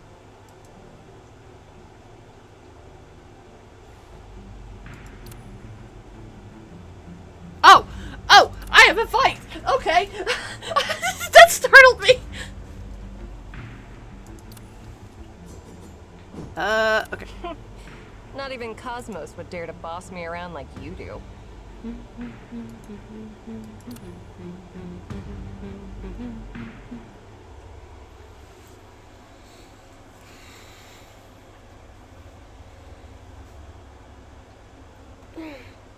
God. Oh, fuck, I just pulled something in my back. Ow! It's scorching out here. If we keep pushing forward, we'll literally get roasted alive. There's no turning back now. All right, let's keep moving.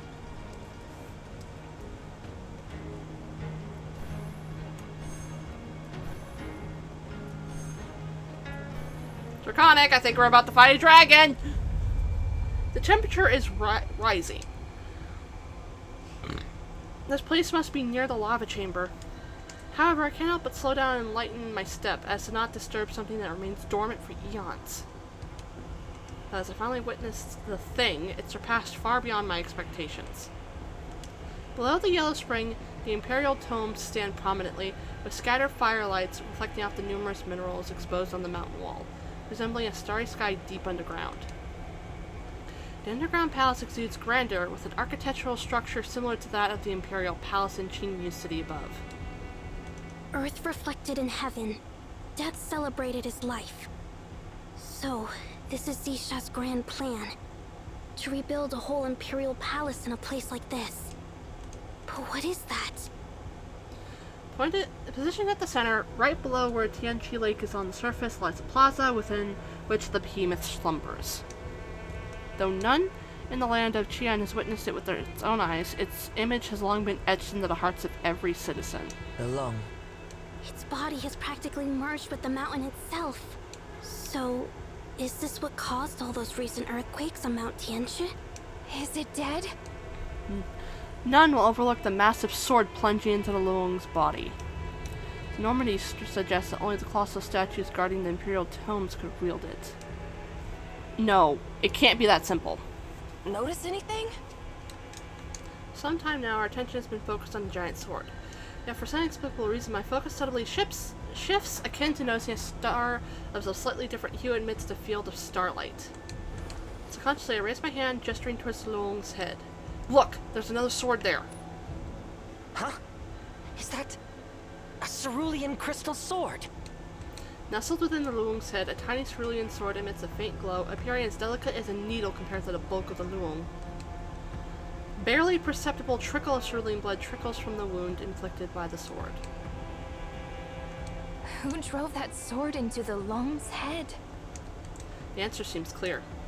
Ji-Cha. Was he trying to...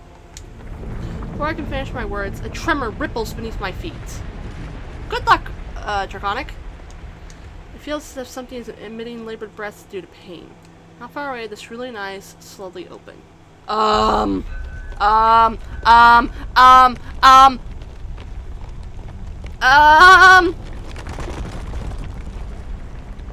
Hello!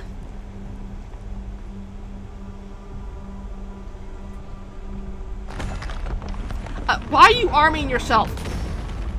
Oh, wait, you're freeing your tail. Okay.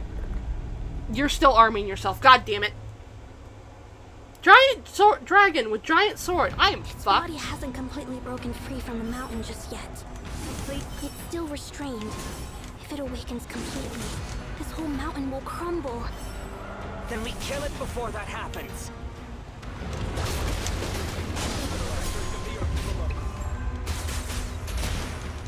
Its deadly breath is coming. Watch out!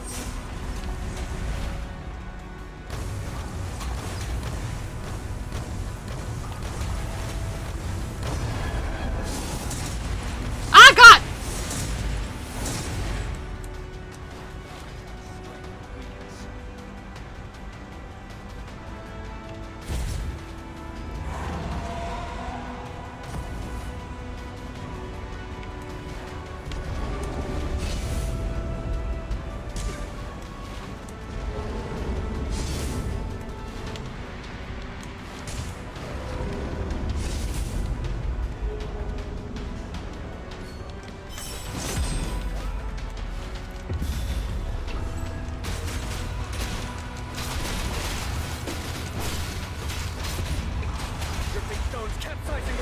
Okay.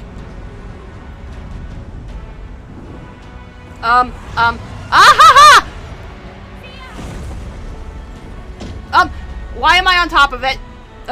Okay, grab the sword. Grab the sword. That works. Oh, thank God. The fall of the Luong seems both instantaneous and yet extended, similar to a slow-motion sequence. The gargantuan creature, which escaped the catastrophe that befell its kin eons ago, is now ultimately caught in the grasp of belated demise. The radiance in its colossal eyes wanes.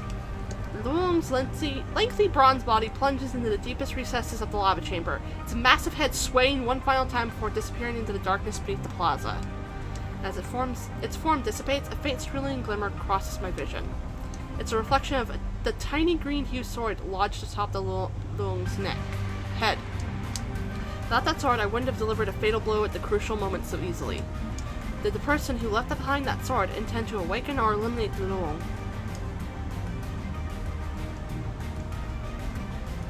Yeah. Unfortunately, the person who can provide an answer is still nowhere to be found. I wonder where Jichia is. We may glimpse the divine dragon's head, yet its tail remains unseen.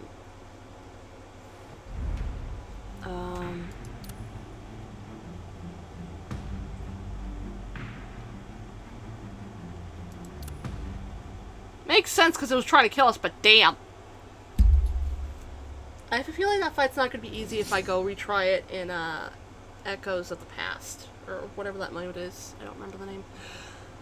Okay, I'm going to put my fucking controller down right quick so I can actually focus. The sun shines brightly.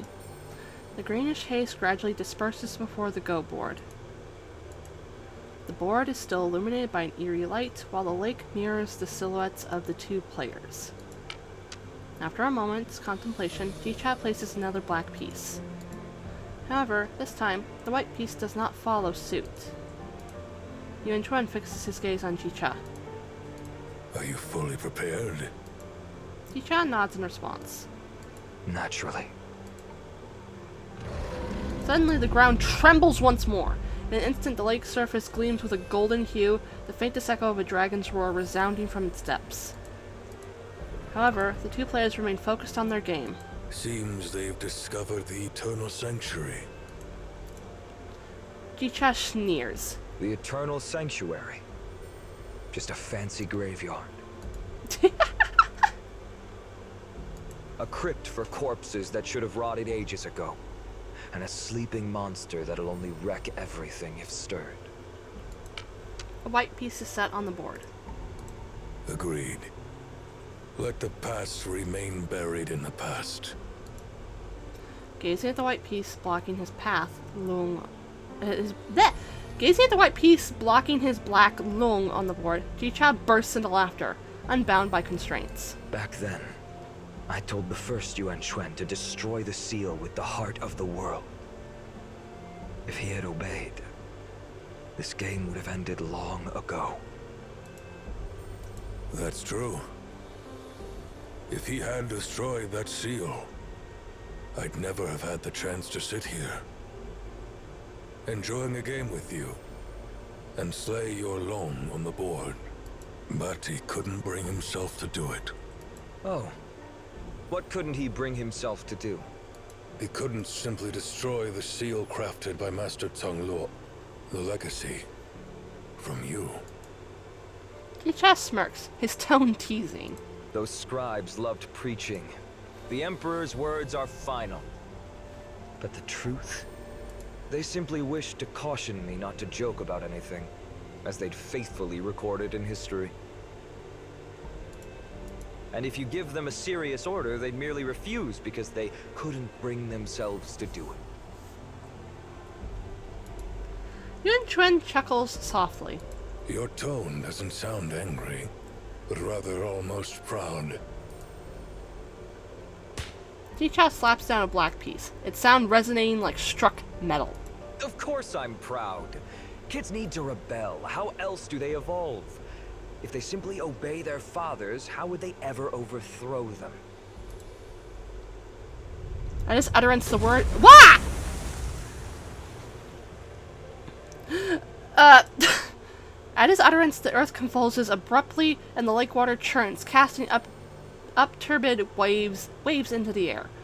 Then, in a heartbeat, the earth calms and the dragon submerges. All of the anomalous phenomena descend into the azure abyss as if the passage of millennia finally settles into the lake. Silence envelops the surroundings at that moment. The lake's surface mirroring a serene expanse of water. And then, Another white piece is laid, creating a fresh ripple. Congratulations. Your wish is fulfilled now. On the go board, the Black Loom has been vanquished, the game's outcome apparent. G-Chat tilts his head and releases a long sigh. I thought I'd waited an eternity for this moment. But when it arrives, you've matured much sooner than I anticipated. Oh. The decisive move was made centuries ago. Yuan Chuan, however, pauses. I've loved the game of Go since I was a child. The game of Go reflects its players. Watch someone play, and you'll glimpse their soul. When I was young, this game with you felt profound, almost unfathomable.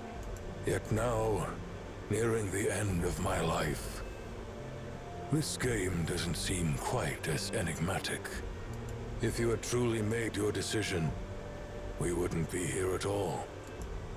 G-Chat grins, a smile that transcends the veil of time, carrying a long-forgotten tranquility and sincerity. Yeah, you're right. I'm just a wanderer. Hesitant. Lost. You saw me through when you asked what I truly desire. Didn't you? Do I wish to awaken that loom, or kill it? Do I wish to construct the land of Peach Blossom, or raise it? I knew it was impossible, yet I was still obsessed.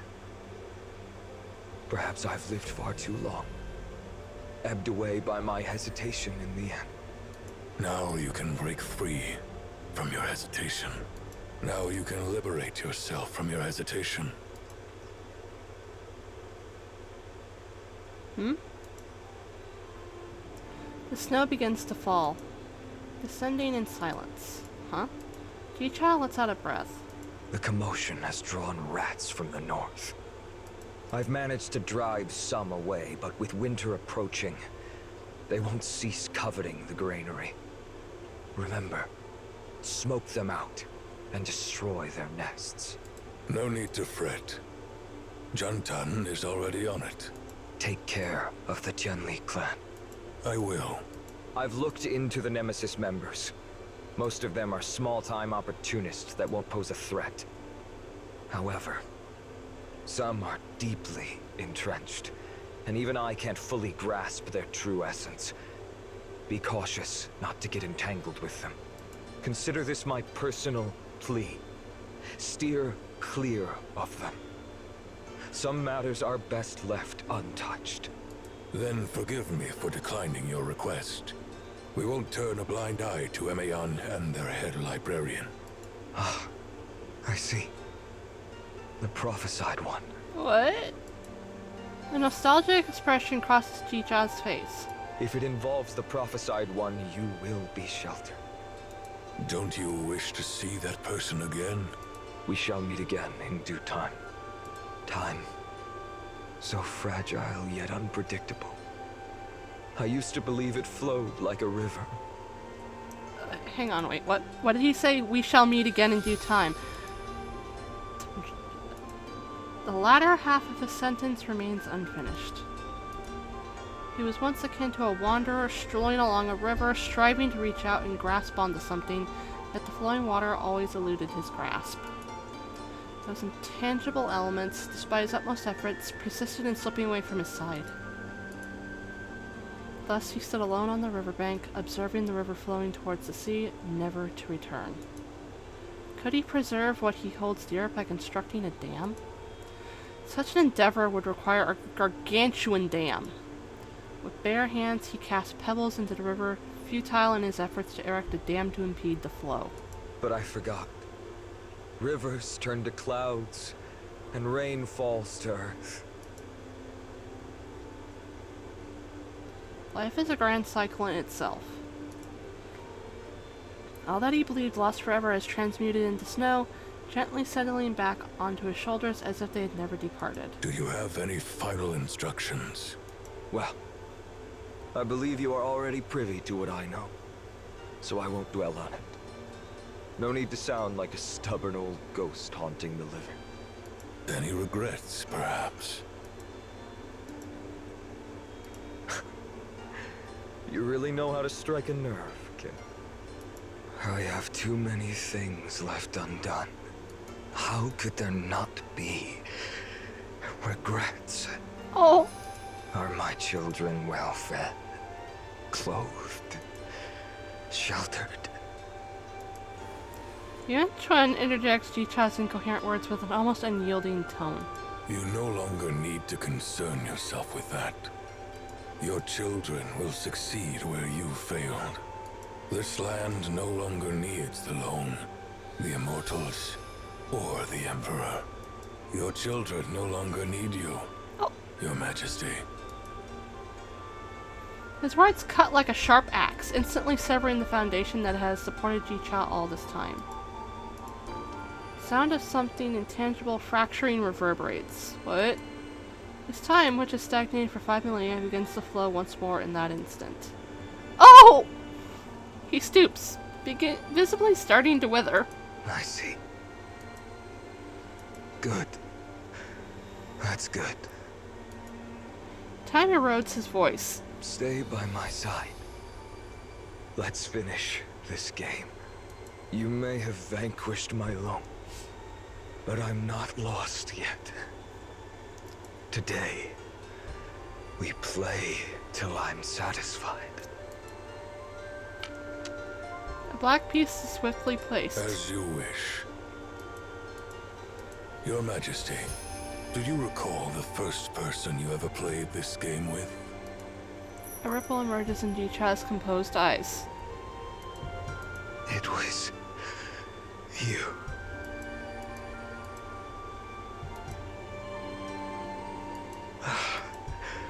I see. It's you. Frost graces his dark hair. You've lost, Your Majesty. Age etches wrinkles across his face. You cheeky pup. I've never lost in my life.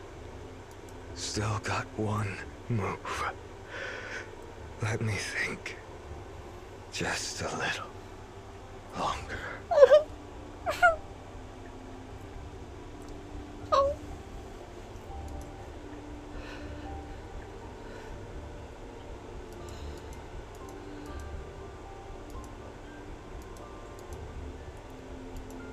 Yuan Chuan patiently awaits the black piece that will never come.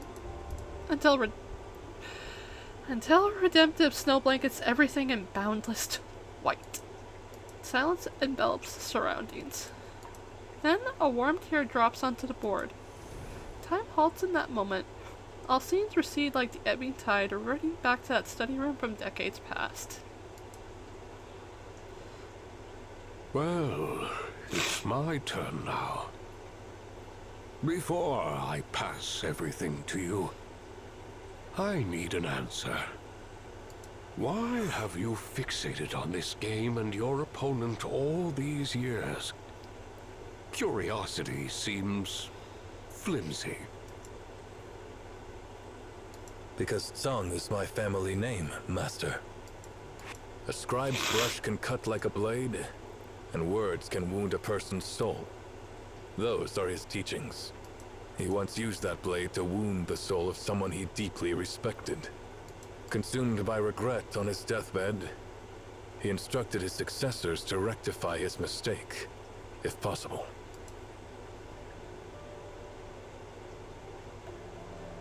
Aged, I linger where the wild winds roam, a stubborn bird who shuns the sweet home. Life burns brief as sparks in midnight's hold. Worlds rewrite tales in lightning storms of gold.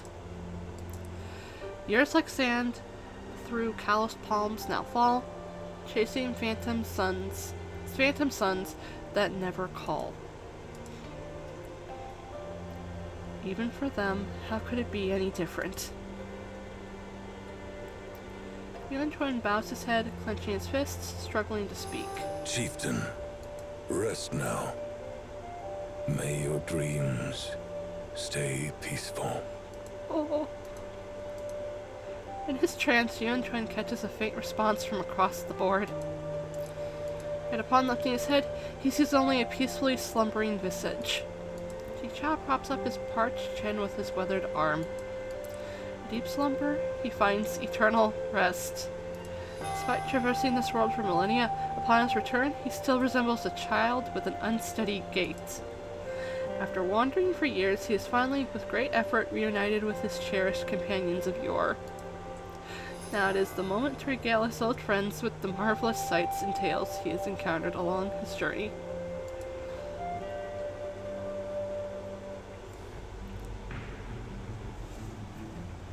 I need a minute! I need a minute!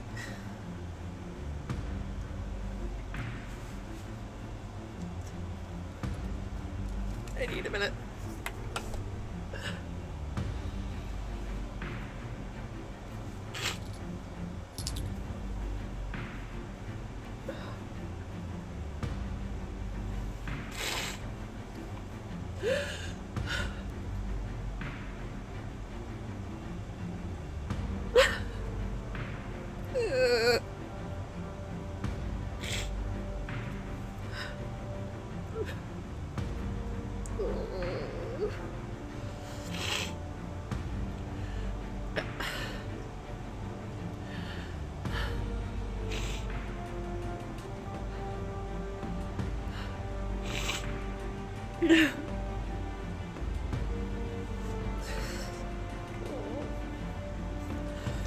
I really hope, because they've done time travel shit before, we could actually see him again even if he's dead in present time.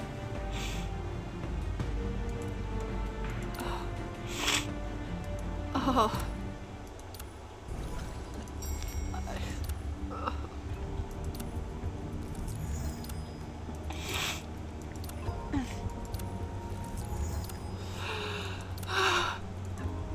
Is this shit unlocked yet? Oh, it's not something that's gonna go away in a couple of days. Okay. Or in like a day. I'm sorry. I'm actually crying.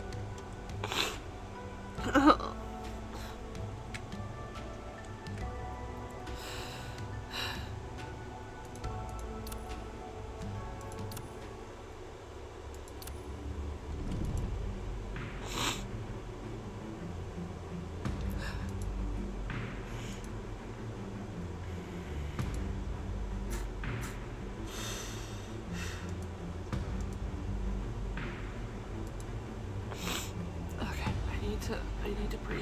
I need to breathe. Okay, it looks like early access ends in a few days. Okay. That's fine. Okay.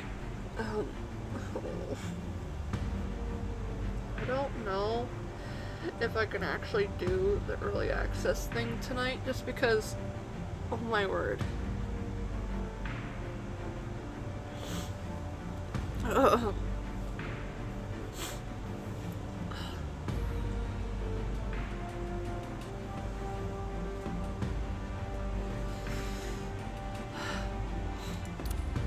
Let me see if I can get the early access thing to vanish by doing this right quick.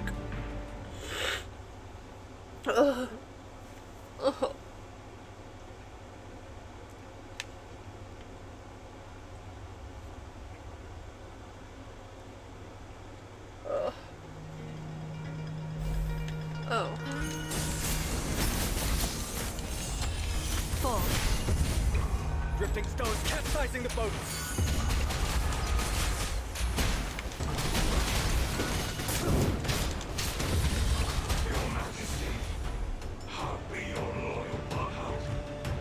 To what extent do the battle outcomes differ from our strategy? With the right timing, location, and support, victory is assured. Oh, hearing him makes my head hurt. My heart hurt. Oh.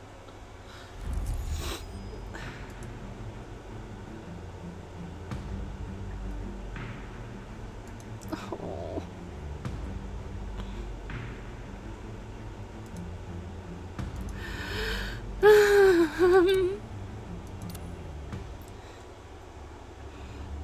What was I doing?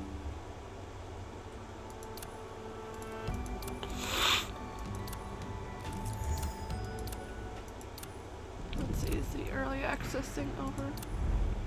I don't want to feel like I have to do it just so I don't miss it, especially when I... Oh. What is it complaining about?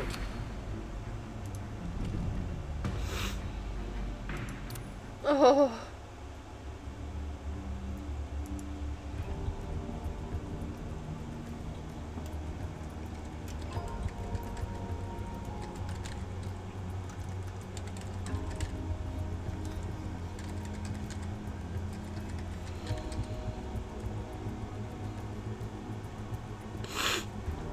Ugh.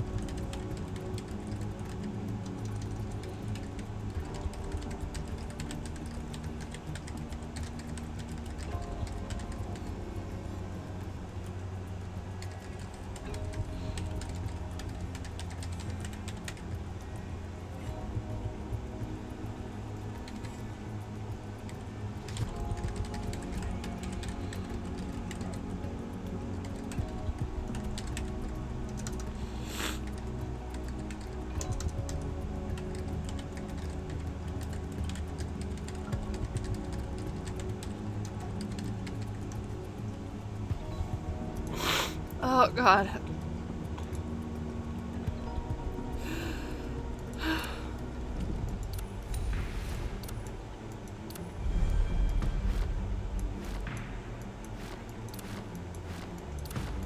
Oh, the dragon isn't here.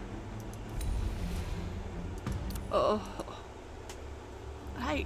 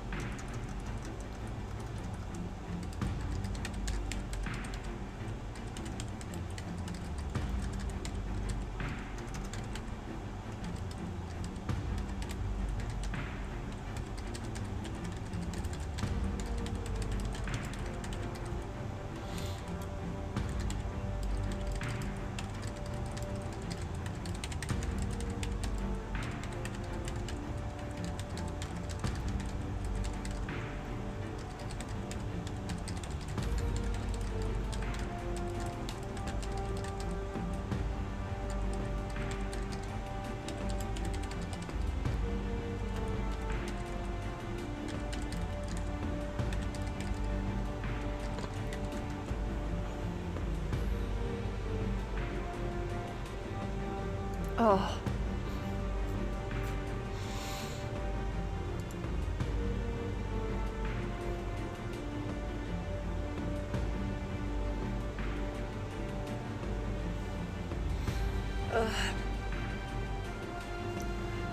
I actually don't think I can... I don't know if I can do this. I can try, but I don't guarantee anything. If it's too long, I will just do it off stream just because I don't know how much longer I can stream because I'm still crying.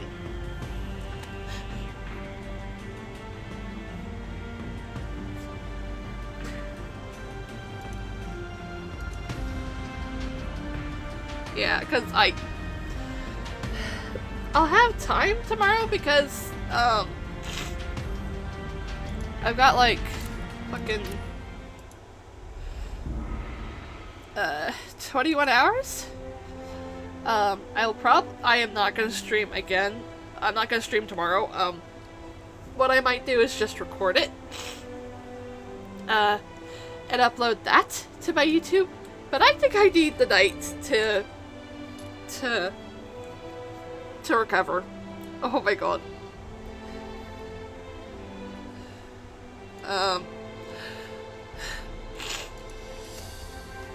Let me see who is streaming. I think I saw Moko go live earlier. Give me a second. If he is, we can raid him. I'm gonna switch to the end screen right quick. Just give me a second.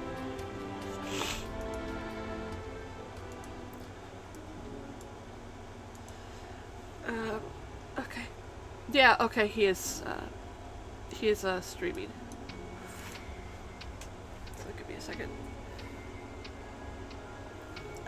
Maybe, I need to open my door and probably get food because I've only had like 2 sandwiches, and I should probably get more food than that. Okay, okay.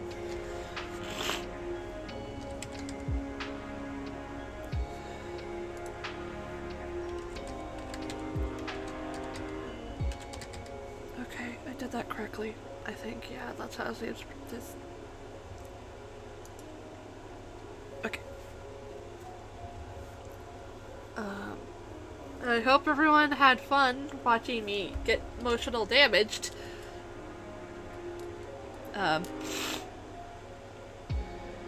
hope everyone had a good night, continues to have a good night, and I shall see you not tomorrow. Sunday and Saturday. I don't think I can handle Monday streaming admittedly. I'll figure out a different day if I want to add a 3rd day I stream, but I shall talk to y'all later. Probably on Twitter, as well. Anyway. Bye!